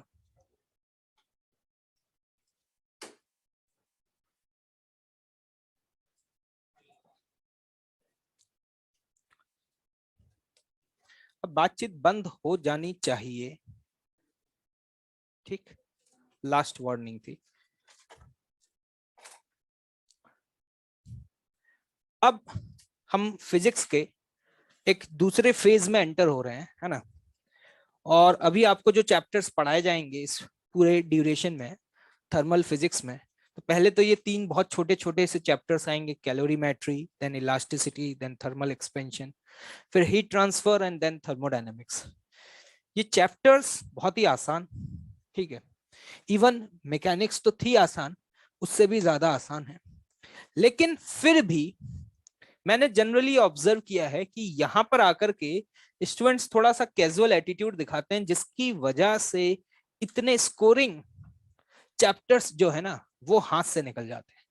अगर कोई मुझसे ये पूछता है ना कि पूरे फिजिक्स में सबसे ज्यादा इंपॉर्टेंट क्या है 11th में, तो मैं बोलता हूँ ये मैकेनिक्स में, इस मैकेनिक्स के बाद जो ये पढ़ाया गया ये सबसे इंपॉर्टेंट है, जिसे थर्मल फिजिक्स बोला जाता है, सबसे इंपॉर्टेंट। क्यों सर, जो मैकेनिक्स पढ़ाई थी वो रोटेशन पढ़ाते रहे 1 महीने से, वो सब नहीं है क्या? नहीं। मैकेनिक्स एक ऐसी चीज है जिसकी कोई बाउंड्री डिफाइन नहीं है। बाउंड्री डिफाइन ना होने का मतलब ये है कि मैकेनिक्स में हम कैसा भी सवाल ऑन द स्पॉट बना सकते हैं, और आप चाहे मैकेनिक्स के कितने भी बड़े धुरंधर हो, तुम्हें फंसाया जा सकता है। मैकेनिक्स का कोई अंत नहीं है, तुम कितना भी पढ़ते जाओ, कितने भी सवाल करते जाओ, कभी परफेक्शन नहीं आ सकता। आपको कहीं ना कहीं कोई ना कोई सवाल ऐसा मिल ही जाएगा जहां जाकर के आप फंस जाएंगे, है ना। स्कोरिंग है मैकेनिक्स, ये बात बिल्कुल सही है, अच्छे से पढ़ी है तो 12th में जाकर के बहुत आसानी होगी आपको चीजों को समझने में, ठीक है। और जिसको मैकेनिक्स समझ में आ गई उसके लिए फिजिक्स हलवा होती है, बिल्कुल ऐसा बोला जाता है और सच बात है ये। लेकिन मैकेनिक्स जैसे सब्जेक्ट्स पर, जैसे rotational, center of mass, WP, इन पर कमांड करना इतना आसान नहीं है ना, क्योंकि इनकी कोई बाउंड्री डिफाइन नहीं है, कितना भी पढ़ लो, कितने भी सवाल कर लो, कोई सैचुरेशन ही नहीं है। लेकिन अब जो चैप्टर्स पढ़ाए जा रहे हैं ना, इनकी एक बाउंड्री वेल डिफाइंड है। और ये ऐसे चैप्टर्स हैं जो तुमने तमीज से पढ़ ली, जितना पढ़ाया जाए बस उतना पढ़ लो, काम की बात, दैट्स ऑल, ठीक है। तुमने अगर तमीज से कर लिया तो इसका सवाल तुमसे बनेगा ही बनेगा, इस बात की गारंटी है। मतलब ये सबसे ज्यादा स्कोरिंग चैप्टर्स में से एक है, जिसमें आप बहुत आसानी से बहुत अच्छे मार्क्स ला सकते हो। आज तक हो सकता है तुम्हारे फिजिक्स में बहुत अच्छे मार्क्स ना आए हो, चाहे हो सकता है तुम्हारी फिजिक्स बहुत स्ट्रांग रही हो फिर भी बहुत अच्छे ना आए हो, लेकिन इन चैप्टर्स के पढ़ने के बाद वो बीमारी भी खत्म हो जाएगी, क्योंकि जिसने तमीज से पढ़ लिए, है ना, लगभग ये मान करके चलो कि ये जो चैप्टर्स हैं ये लगभग 1 महीने तक चलेंगे। कितना? 1 महीने, ठीक है। 1 महीने में मतलब ये मान के चलो 25-26 लेक्चर का पूरा गेम होगा मैक्सिमम, ठीक है। 25-26 लेक्चर में ये पूरी कहानी खत्म हो जाएगी। और अगर आपने बहुत तमीज से अच्छे से कर लिया तो भाई फिजिक्स में तुम्हारे मार्क्स सडनली एकदम से जंप कर जाएंगे, क्योंकि अगर ये आता है तो सवाल बन ही जाएगा, इस बात की गारंटी है। मतलब one of the most easiest part of the physics and one of the most scoring part of a physics. अगर आपके पास 2 चॉइस हैं, मैकेनिक्स एक तरफ और दूसरी तरफ ये है, और मुझसे आकर के पूछो कि सर मेरे पास 2 दिन का वक्त है, मुझे क्या करना चाहिए, आप 12th में जाकर के किसी से पूछ लेना, मैं हर किसी को हमेशा ये रिकमेंड करता हूं, just go with thermal physics, क्योंकि अगर वो पढ़ ली तो उसमें क्वेश्चन बन जाएगा। मैकेनिक्स में कोई गारंटी नहीं। तो याद रखना बहुत ही इंपॉर्टेंट है एग्जाम में अच्छा स्कोर करने के पॉइंट ऑफ व्यू से। और यहां से सवाल आएगा ये भी तय, 1 या 2 सवाल नहीं आएंगे, पूरी थर्मल फिजिक्स को अगर मिला दूं, सारे चैप्टर्स को कंबाइन कर दूं, तो जितना तुम 1 महीने में पढ़ोगे और जितने सवाल करोगे उतने पूरे सवाल मैकेनिक्स में से आते हैं, और मैकेनिक्स तुम पिछले 6 महीने से पढ़ रहे थे। और एक अगर तुम दिमागदार इंसान हो तो 6 महीने पढ़ के जिसको जितने मार्क्स लाओगे ना, उतना ही इसको 1 महीने पढ़ के ही काम हो जाएगा तुम्हारा। पूरे मैकेनिक्स में से लगभग, अगर मैं जेई मेंस की बात करूं तो जेई मेंस में 25 सवाल आते हैं, तो 25 में से मैकेनिक्स में लगभग आजकल का जो लेटेस्ट ट्रेंड है वो 6 से 7 सवाल आते हैं। कितने? 6 से 7। और इस थर्मल में 5 सवाल आते हैं। कितने आते हैं? 5 आते हैं। और वो 5 सवाल करने के लिए बहुत ज्यादा नहीं पढ़ना। मैकेनिक्स पढ़ते पढ़ते किताबें भर गई तुम्हारी, रोटेशन में तुम्हारी कॉपियां भर गई, ठीक है, फिर भी अभी भी सवाल नहीं बनना है ना। लेकिन यहाँ पर एक ही कॉपी में पूरा सब कुछ बाइंड अप हो जाएगा। तो अगर तुम समझदार हो तो इससे शानदार कुछ भी नहीं है। क्या ये बात समझ आ चुकी है भाई? तो इन चैप्टर्स को, इवन ऑब्वियस सी बात है अभी तक तुमने बहुत अच्छे से फिजिक्स पढ़ी, आई नो, ठीक है, लेकिन अब और अच्छे से पढ़ना और सिंसियरली पढ़ना, क्योंकि जितना पढ़ाया जाए बहुत लिमिटेड है, बहुत ज्यादा नहीं है। चैप्टर शुरू होने से पहले ही खत्म हो जाएगा। ठीक है, मतलब बहुत ज्यादा लंबे चैप्टर्स है ही नहीं, 2-2, 3-3 लेक्चर्स के चैप्टर्स हैं, ठीक है, ज्यादा कुछ है नहीं, सुनते जाओ, काम की बात, जितना पढ़ाया जाए पढ़ते जाओ, दैट्स ऑल, ठीक है। इंटरेस्टिंग बात, और सबसे ज्यादा जब मैं मैकेनिक्स पढ़ाता हूँ तो लोग मेरी बहुत तारीफ करते हैं, अरे सर क्या गजब की पढ़ाई, थैंक यू सर, वंडरफुल, मजा आ गया, जे हो गया वो हो गया, ठीक है। फिर उसके बाद जब मैं जैसे जैसे फिजिक्स में आगे बढ़ता हूँ, जैसे 12th वाले स्टूडेंट से मिलोगे तो 12th वाले ये बात तुम्हें बहुत अच्छे से बता पाएंगे। उन लोगों ने मुझसे मैकेनिक्स पढ़ी थी तो कहते थे थैंक यू सर, बहुत अच्छा पढ़ाया था आपने, ये वो, ठीक है। लेकिन जब मैंने उनको 12th के टॉपिक्स पढ़ा या आगे के जैसे जैसे टॉपिक्स बढ़ते जाएंगे, है ना, जिसमें लोग कहते हैं बिल्कुल ही फील ही नहीं आती, उनमें तो इतनी हाई इंटेंसिटी, इतनी जबरदस्त एक्सप्लेनेशन कि कहते हैं अरे सर मैकेनिक्स तो कुछ भी नहीं थी, मैकेनिक्स तो कुछ भी नहीं थी। तो अभी तुम ये पढ़ोगे, अब तुमने रोटेशन पढ़ा, सेंटर ऑफ मास पढ़ा, डब्ल्यूपी पढ़ा, तो डेफिनेटली तुम में से कुछ लोगों को, सबकी तो नहीं कह सकता, लेकिन कुछ लोगों को लग रहा होगा हाँ सर बहुत अच्छा लगा, मजा आ गया सर, क्वेश्चन बन जाते हैं। लेकिन इसको पढ़ने के बाद तुम उनको भी भूल जाओगे, तुम उनको भी भूल जाओगे, ठीक है। भूलने का मतलब ये है कि मतलब तुम्हारा जो एरिया ऑफ इंटरेस्ट है वो फिर से क्या हो जाएगा, चेंज हो जाएगा। और जैसे जैसे फिजिक्स आगे बढ़ती जाएगी, तुम्हारे जो एरिया ऑफ इंटरेस्ट है, लोगों के समय के साथ एरिया ऑफ इंटरेस्ट कम होते हैं, लेकिन तुम्हारे समय के साथ एरिया ऑफ इंटरेस्ट और ज्यादा बढ़ता चला जाएगा। मतलब फिजिक्स में जो इंटरेस्ट है वो खत्म होने की वजह, लोग कहते हैं बस मैकेनिक्स में ही इंटरेस्ट आता है और मैकेनिक्स ही फिजिक्स में मजेदार चीज है, और मैं कहता हूं कि नहीं नहीं, मैकेनिक्स तो बस एक शुरुआत है, असली मोहब्बत तो कहीं और छिपी हुई है। ठीक है, तो अब आगे देखेंगे। ठीक है, चलिए अब चैप्टर्स पे स्टार्ट करते हैं, ज्यादा कहानी बताने की जरूरत नहीं है, समझदार आप लोग खुद हैं। ठीक, लेट्स स्टार्ट। कैलोरीमेट्री है ना, कैलोरी जो वर्ड है, सुनिएगा ध्यान से, कहानियां बहुत सारी होंगी, न्यूमेरिकल ज्यादा नहीं होंगे, है ना, कि 3 इक्वेशन बना रहे हैं 2 वेरिएबल एक एक, इतना कुछ नहीं होगा। ठीक है, लेकिन थ्योरी थोड़ी ज्यादा होगी, कॉन्सेप्ट्स, थ्योरेटिकल सवाल बहुत पूछे जाते हैं, इसलिए उनको समझना जरूरी है। कैलोरीमेट्री, कैलोरी जो वर्ड है वो कहीं ना कहीं हीट से आया है। ठीक है, और मैट्री मतलब मेजरमेंट, मतलब हीट का मेजरमेंट। जब एनर्जी ट्रांसफर होती है due to the temperature difference एक बॉडी से दूसरी बॉडी में, तो कितनी एनर्जी का ट्रांसफर हुआ, इन सब के मेजरमेंट्स के बारे में बेसिकली हमें इस चैप्टर में पढ़ना है। तो अब सबसे पहला सवाल जो हमारे सामने आता है वो है टेम्परेचर। क्या टेम्परेचर, कि टेम्परेचर क्या होता है सर?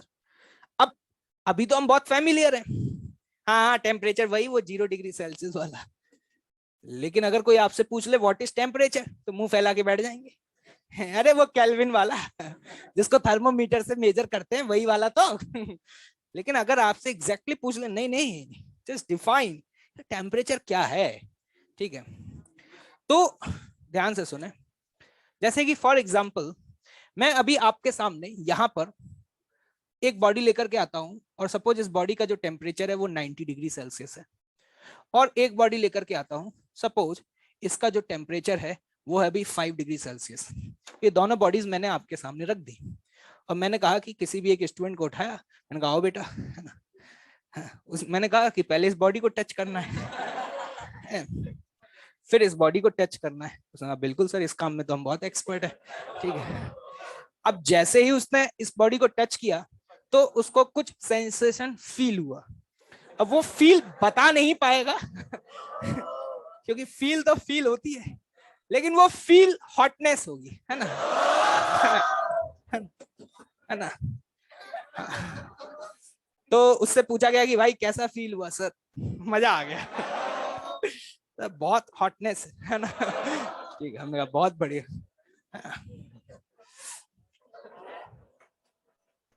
ठीक, हमने कहा ठीक है चलो भाई, अब हॉटनेस है तो चिल्ड तो करना ही पड़ेगा। फिर बोला गया कि भाई अब इस बॉडी को क्या करो, टच करो। जैसे इस बॉडी को टच किया, फिर उसे बॉडी को कुछ सेंसेशंस फील हुए। फिर पूछा गया दोबारा से सवाल कि क्या लग रहा है सर, चिल्ड, कोल्डनेस, कैसा भाई, कोल्डनेस। तो ये जो सेंसेशंस हैं जो वो फील कर रहा है, इन सेंसेशंस को मेजर करने के लिए कोई ना कोई चीज तो बताई जाएगी, क्योंकि फिजिक्स बिना मेजरमेंट के है ही नहीं, बस फील ही ले रहे हैं, बस फील आ रही है सर, बॉडी एक्सेलरेट कर रही है, फील आ रही है, कितना एक्सेलरेशन है जे नहीं पता।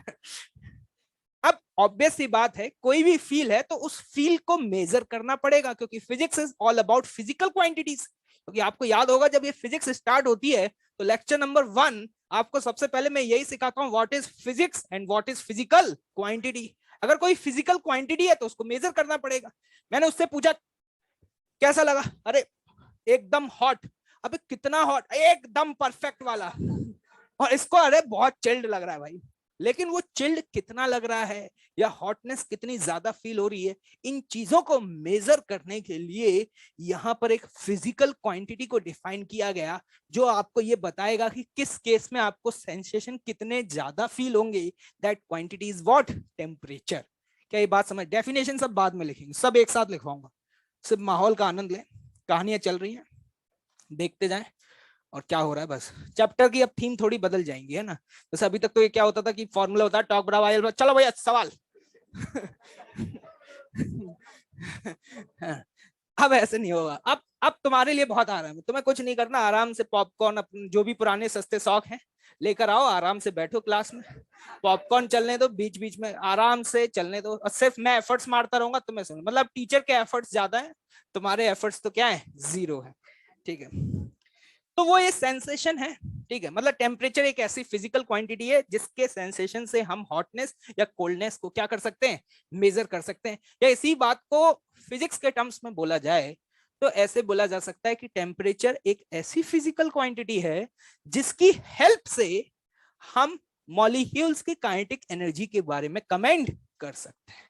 अगर आप माइक्रोस्कोपिक लेवल पे जाकर के देखो कि यार ऐसा इसके अंदर क्या है जो इसके अंदर नहीं है, ऐसा इसके पास क्या है जो इसके पास नहीं है, और माइक्रोस्कोपिक लेवल पे जाकर के तुम देखोगे तो यहां पर जो मॉलिक्यूल्स होंगे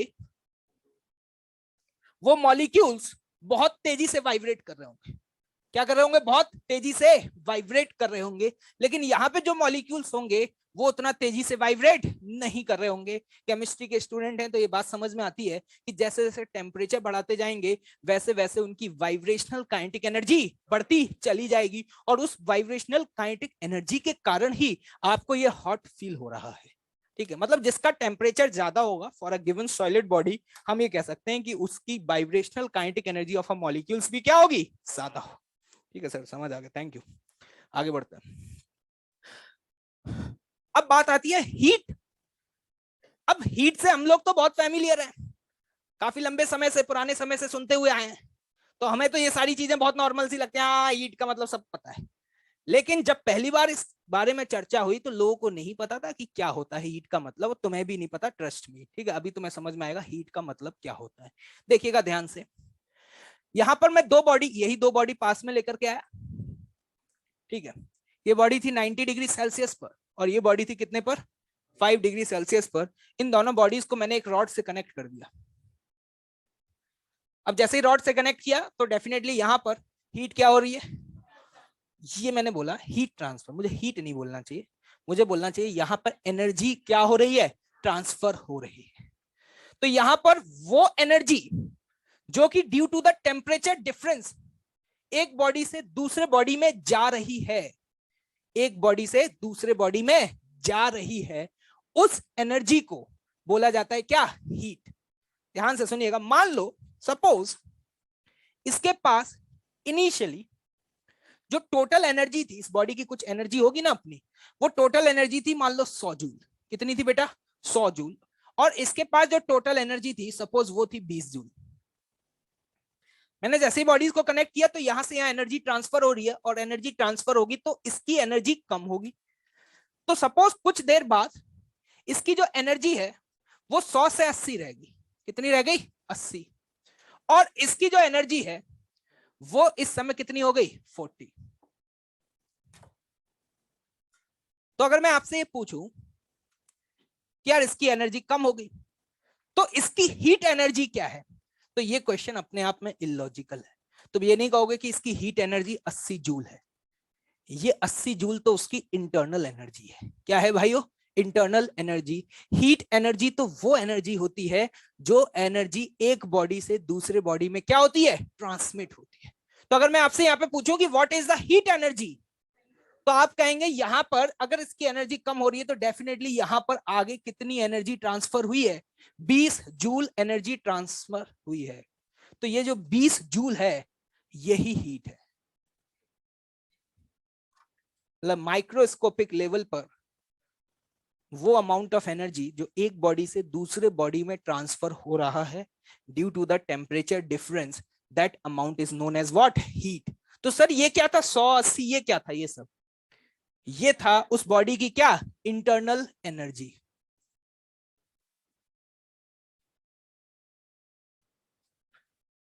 तो आप ये नहीं बोल सकते कि इस बॉडी के पास हीट 40 जूल है, लॉजिकली इन गलत है।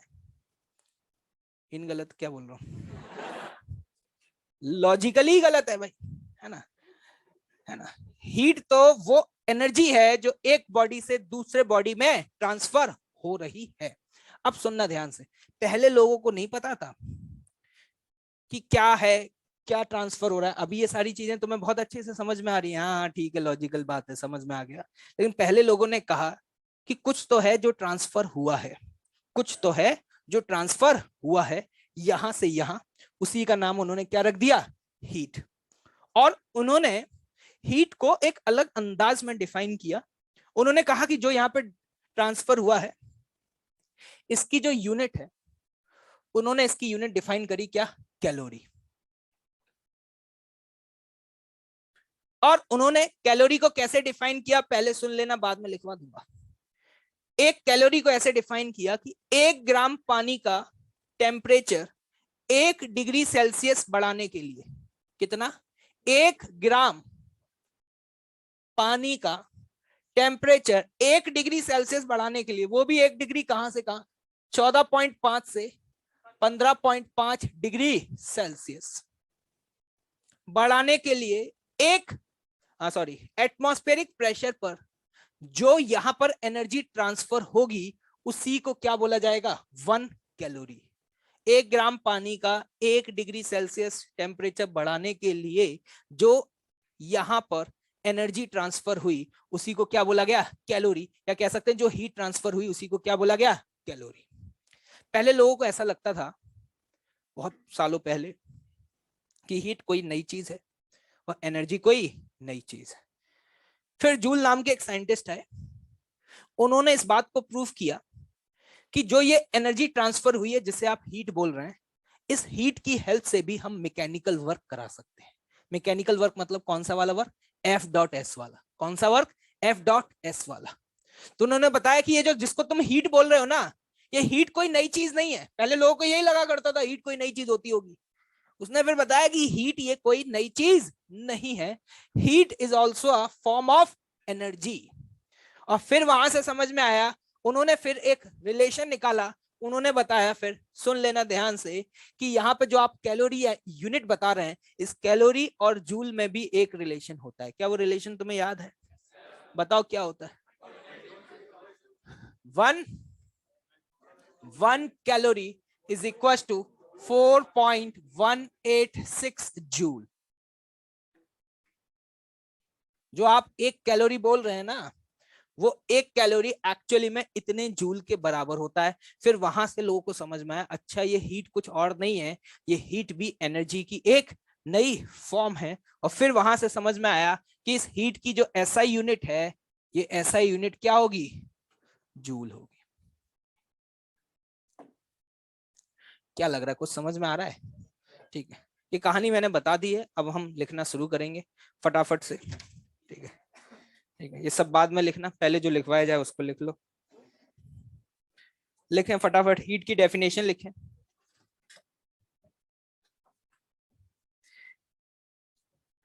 It is a form of energy. It is a form of energy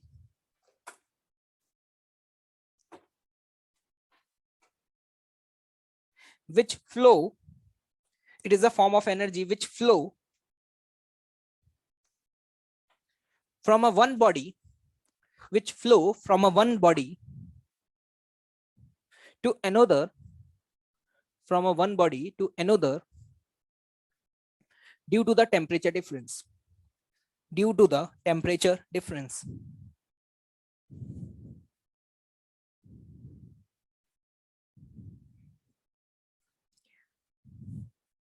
Next point.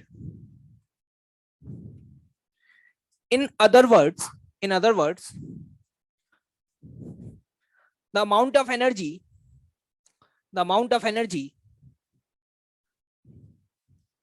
which is transferred, the amount of energy which is transferred at a microscopic level,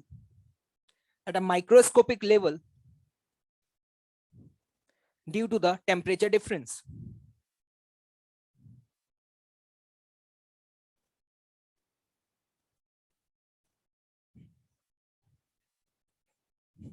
Next point. The term heat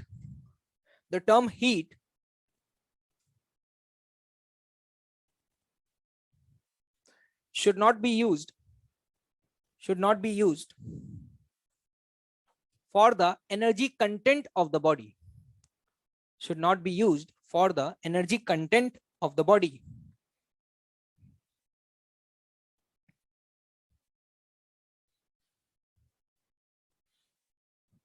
next definition लिखें 1 calorie की।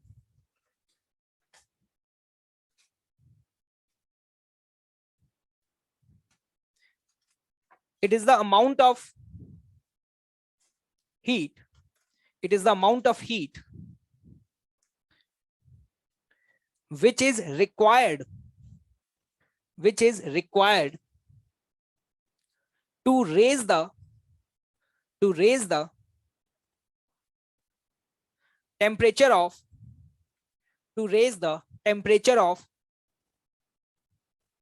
1 gram of water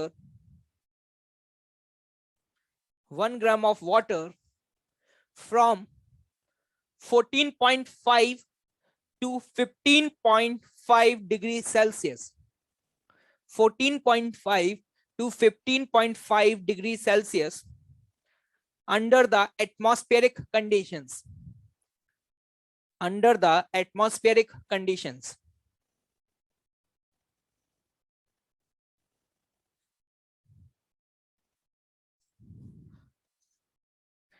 temperature की definition लिखें।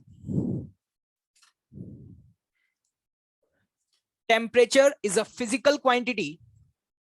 Temperature is a physical quantity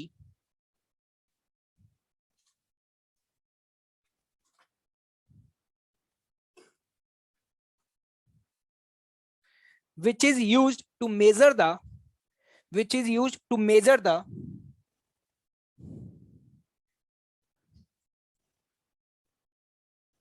kinetic energy, which is used to measure the kinetic energy of oscillation,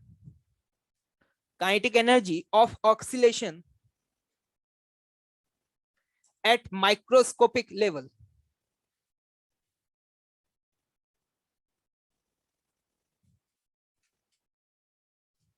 bracket में लिखें, it will measure the coldness or hotness of a body.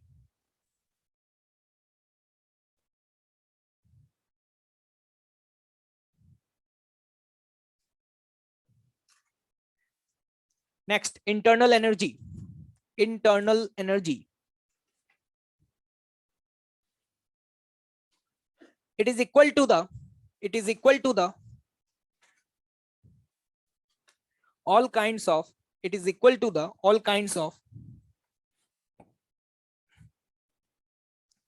potential and kinetic energy of a system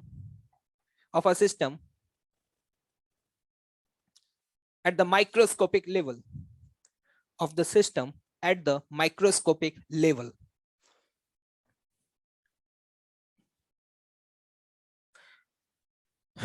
जितनी कहानी मैंने explain करी थी मैंने लिखवा दी है।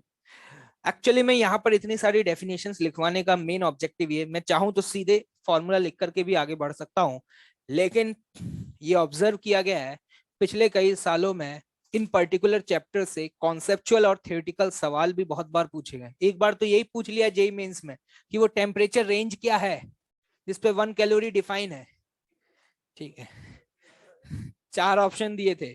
ठीक है, तो ये भी इसीलिए एक एक चीज इंपॉर्टेंट है, तो आपको जो कुछ भी यहाँ पे काम का लग रहा हो उसको लिख लेना। ठीक है,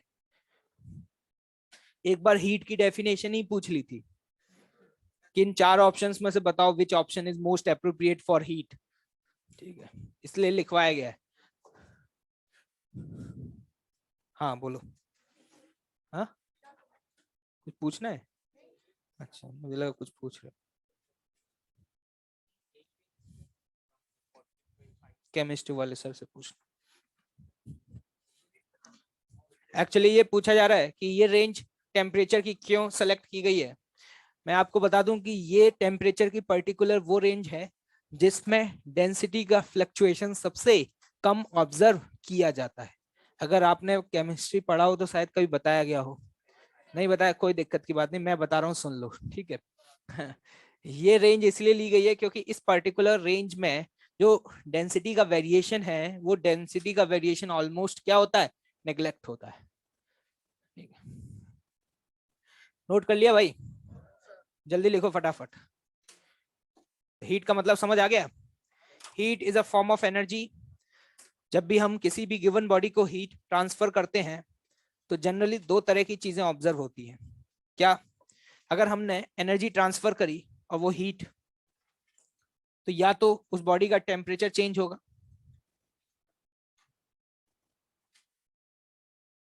क्या चेंज होगा? टेम्परेचर। कभी कभी ये भी ऑब्जर्व किया जाता है कि टेम्परेचर चेंज ही नहीं हो रहा। अगर टेम्परेचर चेंज नहीं हो रहा तो कुछ और है जो चेंज हो रहा है, और वो कुछ और क्या है? वो कुछ और है फेज।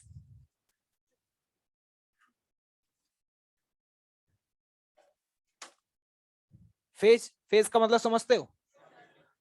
बर्फ का गोला है, क्या है? बर्फ का गोला। मान लो 0 डिग्री सेल्सियस पर है। कितने पर है? 0 डिग्री सेल्सियस पर तुम हीट दे रहे हो। तुम सोच रहे हो साला अभी इसका टेम्परेचर बढ़ेगा, लेकिन उसका टेम्परेचर बढ़ ही नहीं रहा। तुम कह रहे हो गजब टोपीबाज है। क्या हो रहा होगा उस समय? वो बर्फ का गोला धीरे धीरे मेल्ट हो रहा होगा। क्या बन रहा होगा? पानी बन रहा होगा। तो सिर्फ ये नहीं बोलना चाहिए कि हीट अगर ट्रांसफर करी है तो टेम्परेचर बदलेगा ही बदलेगा। हीट अगर ट्रांसफर करी है तो इन दोनों में से कोई एक तो होगा ही होगा। या तो टेम्परेचर चेंज होगा या फिर फेज चेंज होगा। ठीक है भाई, याद रखना इस बात को। आगे बढ़े। तुम तो यही बोलोगे हमेशा, नो सर, ना लाइक, पता नहीं क्या कर रहे हैं।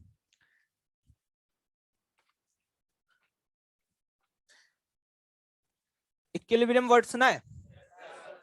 इससे पहले हमने बहुत अलग अलग तरीके के इक्विलिब्रियम पढ़े। ट्रांसलेशनल इक्विलिब्रियम, रोटेशनल इक्विलिब्रियम, फलाना इक्विलिब्रियम, ठीक है, स्टैटिक इक्विलिब्रियम, है ना।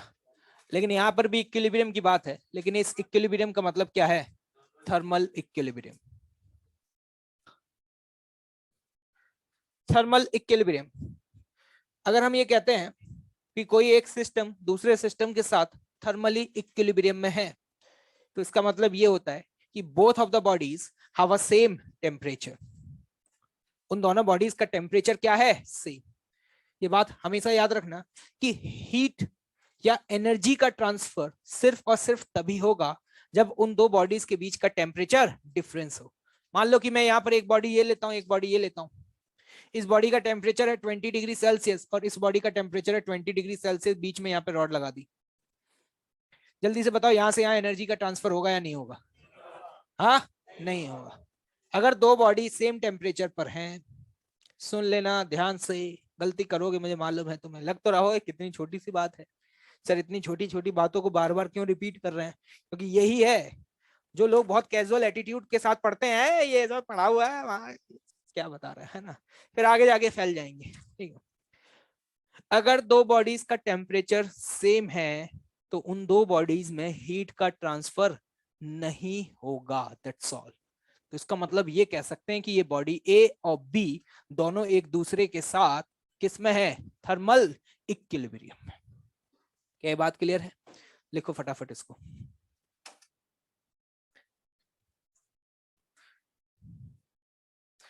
देखो, if a two bodies are in thermal equilibrium, if a two bodies are in thermal equilibrium with each other, if a two bodies are in thermal equilibrium with each other, then the temperature of both of the bodies will be same. Then the temperature of both of the bodies will be same.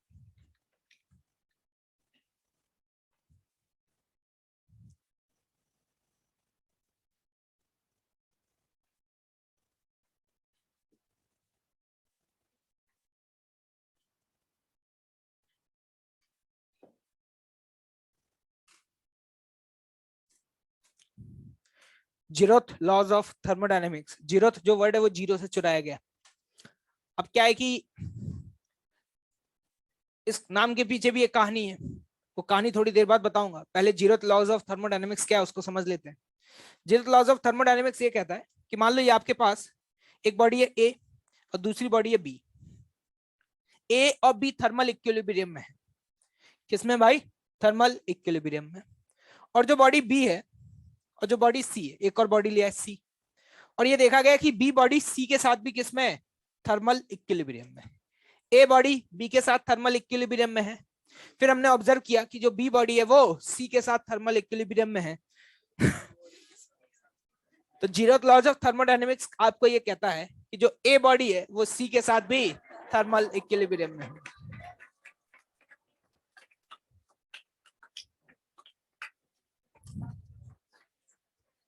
अभी ये सारी बातें कितनी आसान लग रही है ना, लेकिन पहले जिसने ये बात बताया है ना उसको नोबेल प्राइज मिल गया। क्या मिल गया? तुम अगर उस समय पैदा हुए होते तो घर में आज तुम्हारे 20-25 नोबेल प्राइज लटक रहे होते, साथ में तुम भी लटक रहे होते, क्योंकि तुम अभी जिंदा नहीं होते। ठीक है ना, बहुत सिंपल सी बात है। अब इतनी फंडामेंटल बात भाई, लेकिन किसी ने बताई है तो उस समय तो इज्जत देनी पड़ेगी। उस समय तो हर कोई जो भी बता दे उसको अवार्ड मिल जाता था, क्योंकि लोगों को कुछ पता ही नहीं था, है ना। जो बताया बराबर है में भाई नोबेल प्राइज। तुम्हें कितना ऐसा लगता हो ये तो बहुत कॉमन चीज है ना। मोमेंटम बराबर एम बी, अरे वाह भाई क्या बताया है ना। तो अब सुनना ध्यान से।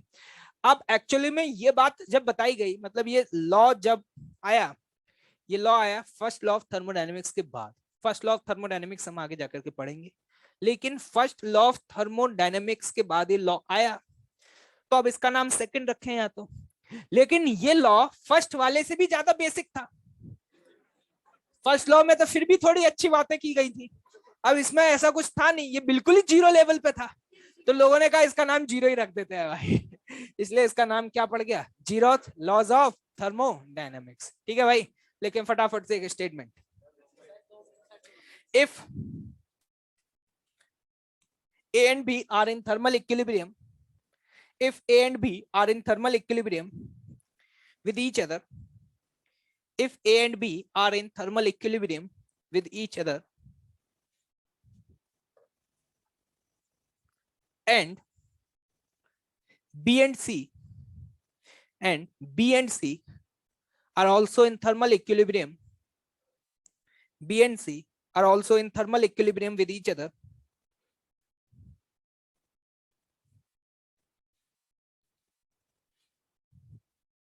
then body A and C must be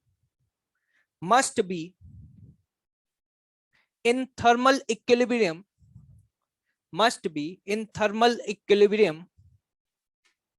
with each other.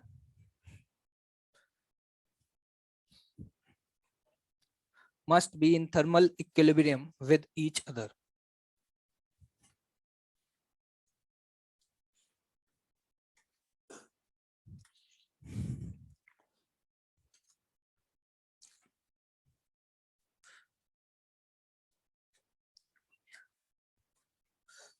कोई एक बॉडी है, उसको हमने एनर्जी सप्लाई करी, सपोज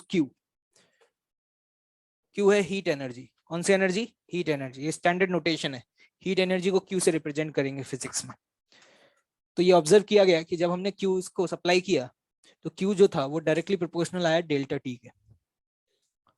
मतलब जितना ज्यादा हीट सप्लाई करोगे उतना ही ज्यादा टेम्परेचर में चेंज देखा जाएगा, लॉजिकल सी बात है।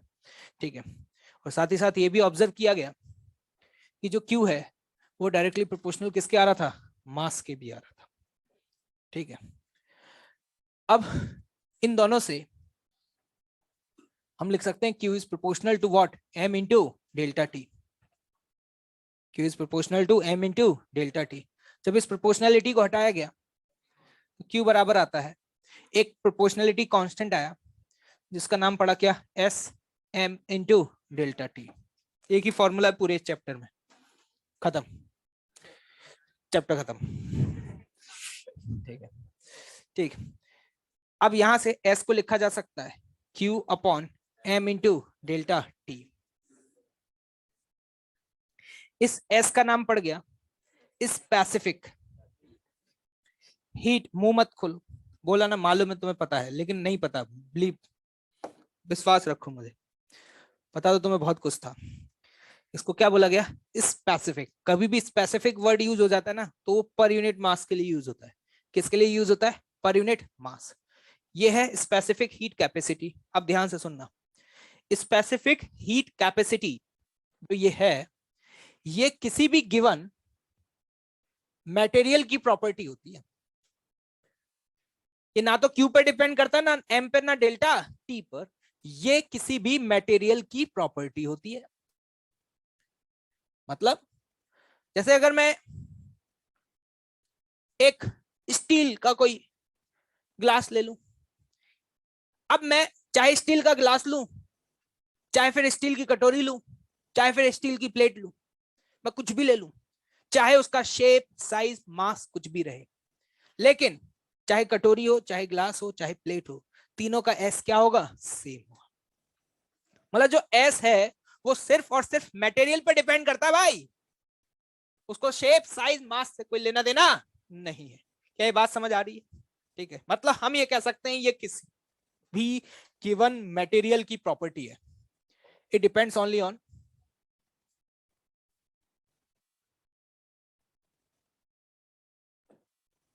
ठीक।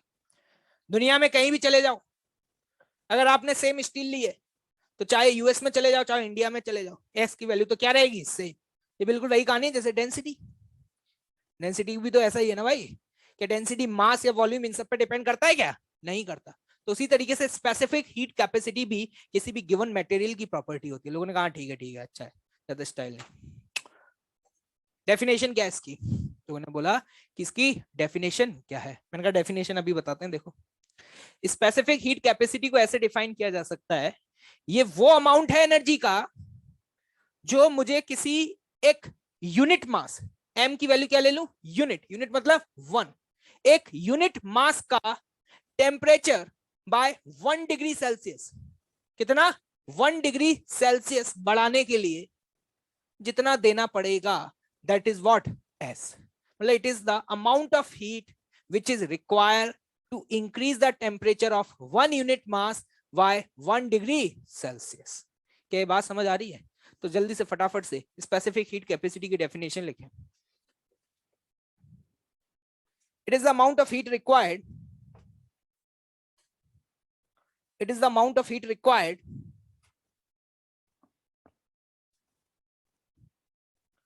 to increase the temperature, to increase the temperature of a unit mass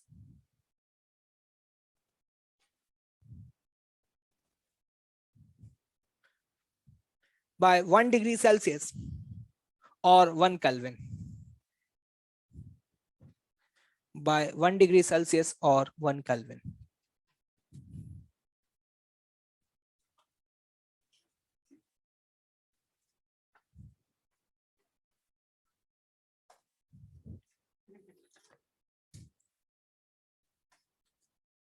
जैसे मैं बोलता हूं कि किसी बॉडी के टेम्परेचर में चेंज 20 का आया, कितने का आया? 20 का। तो कुछ गधे सबसे पहला सवाल ये पूछते हैं कि सर ये 20 का जो चेंज है वो डिग्री सेल्सियस में या केल्विन में?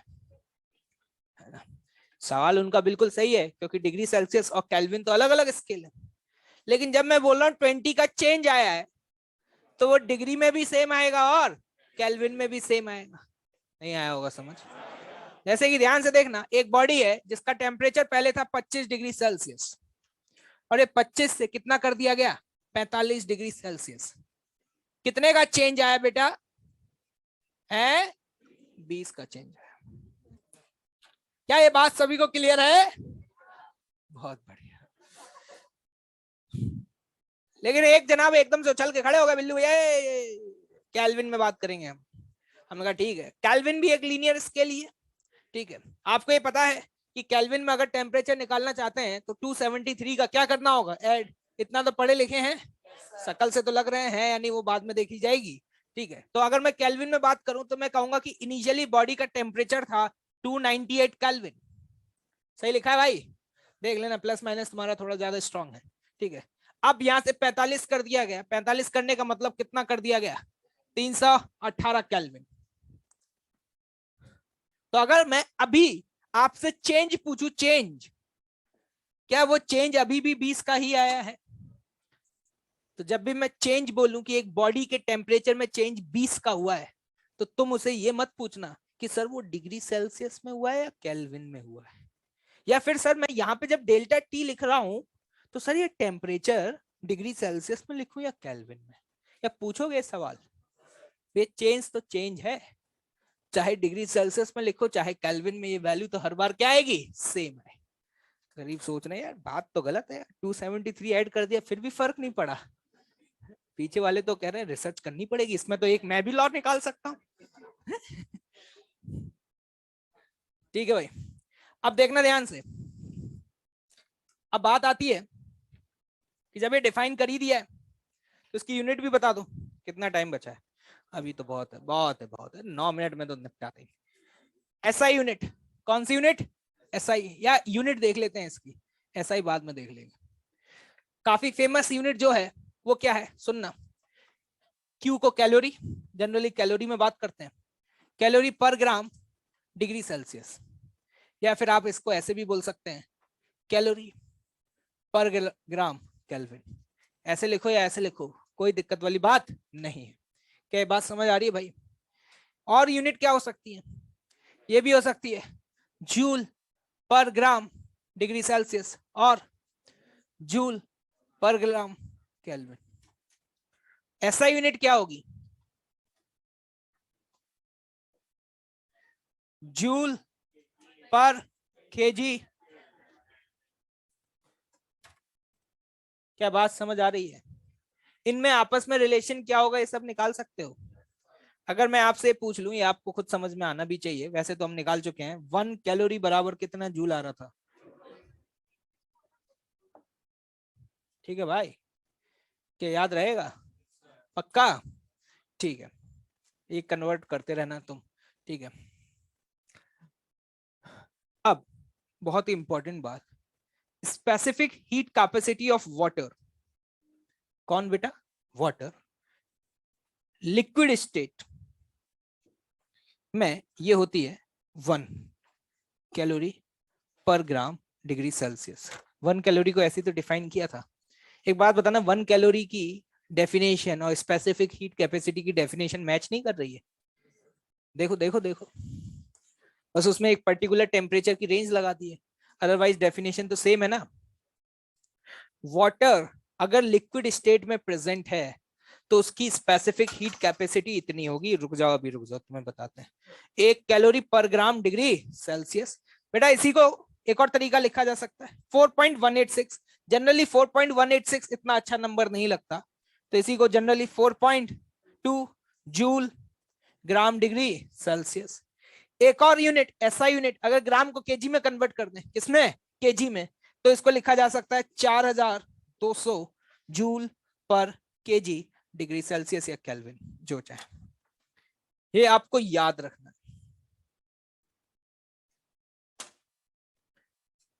अर्थ पर जितने भी लगभग हमें मटेरियल मिलते हैं उन सब में सबसे ज्यादा स्पेसिफिक हीट कैपेसिटी हमने अगर किसी की देखी है तो वो कौन है, पानी। 1 ग्राम पानी का टेम्परेचर, सुन लेना भाइयों, 1 ग्राम पानी का टेम्परेचर 1 डिग्री सेल्सियस चेंज करने के लिए तुम्हें कितनी एनर्जी देनी पड़ेगी, 1 कैलोरी। कितना अच्छा नंबर है ना, एक से अच्छा कोई नंबर हो सकता है?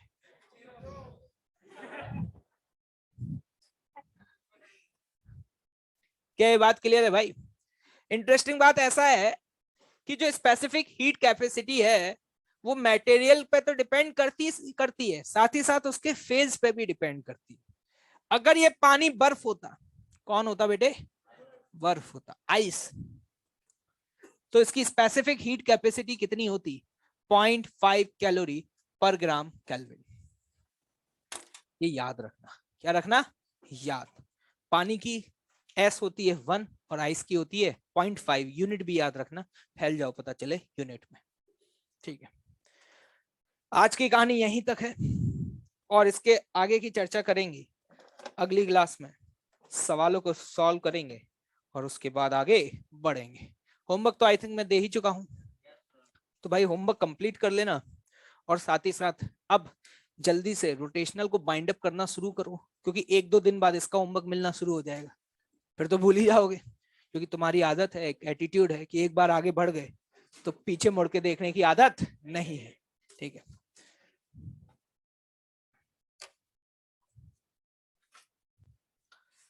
चलिए भाई, चलें फिर।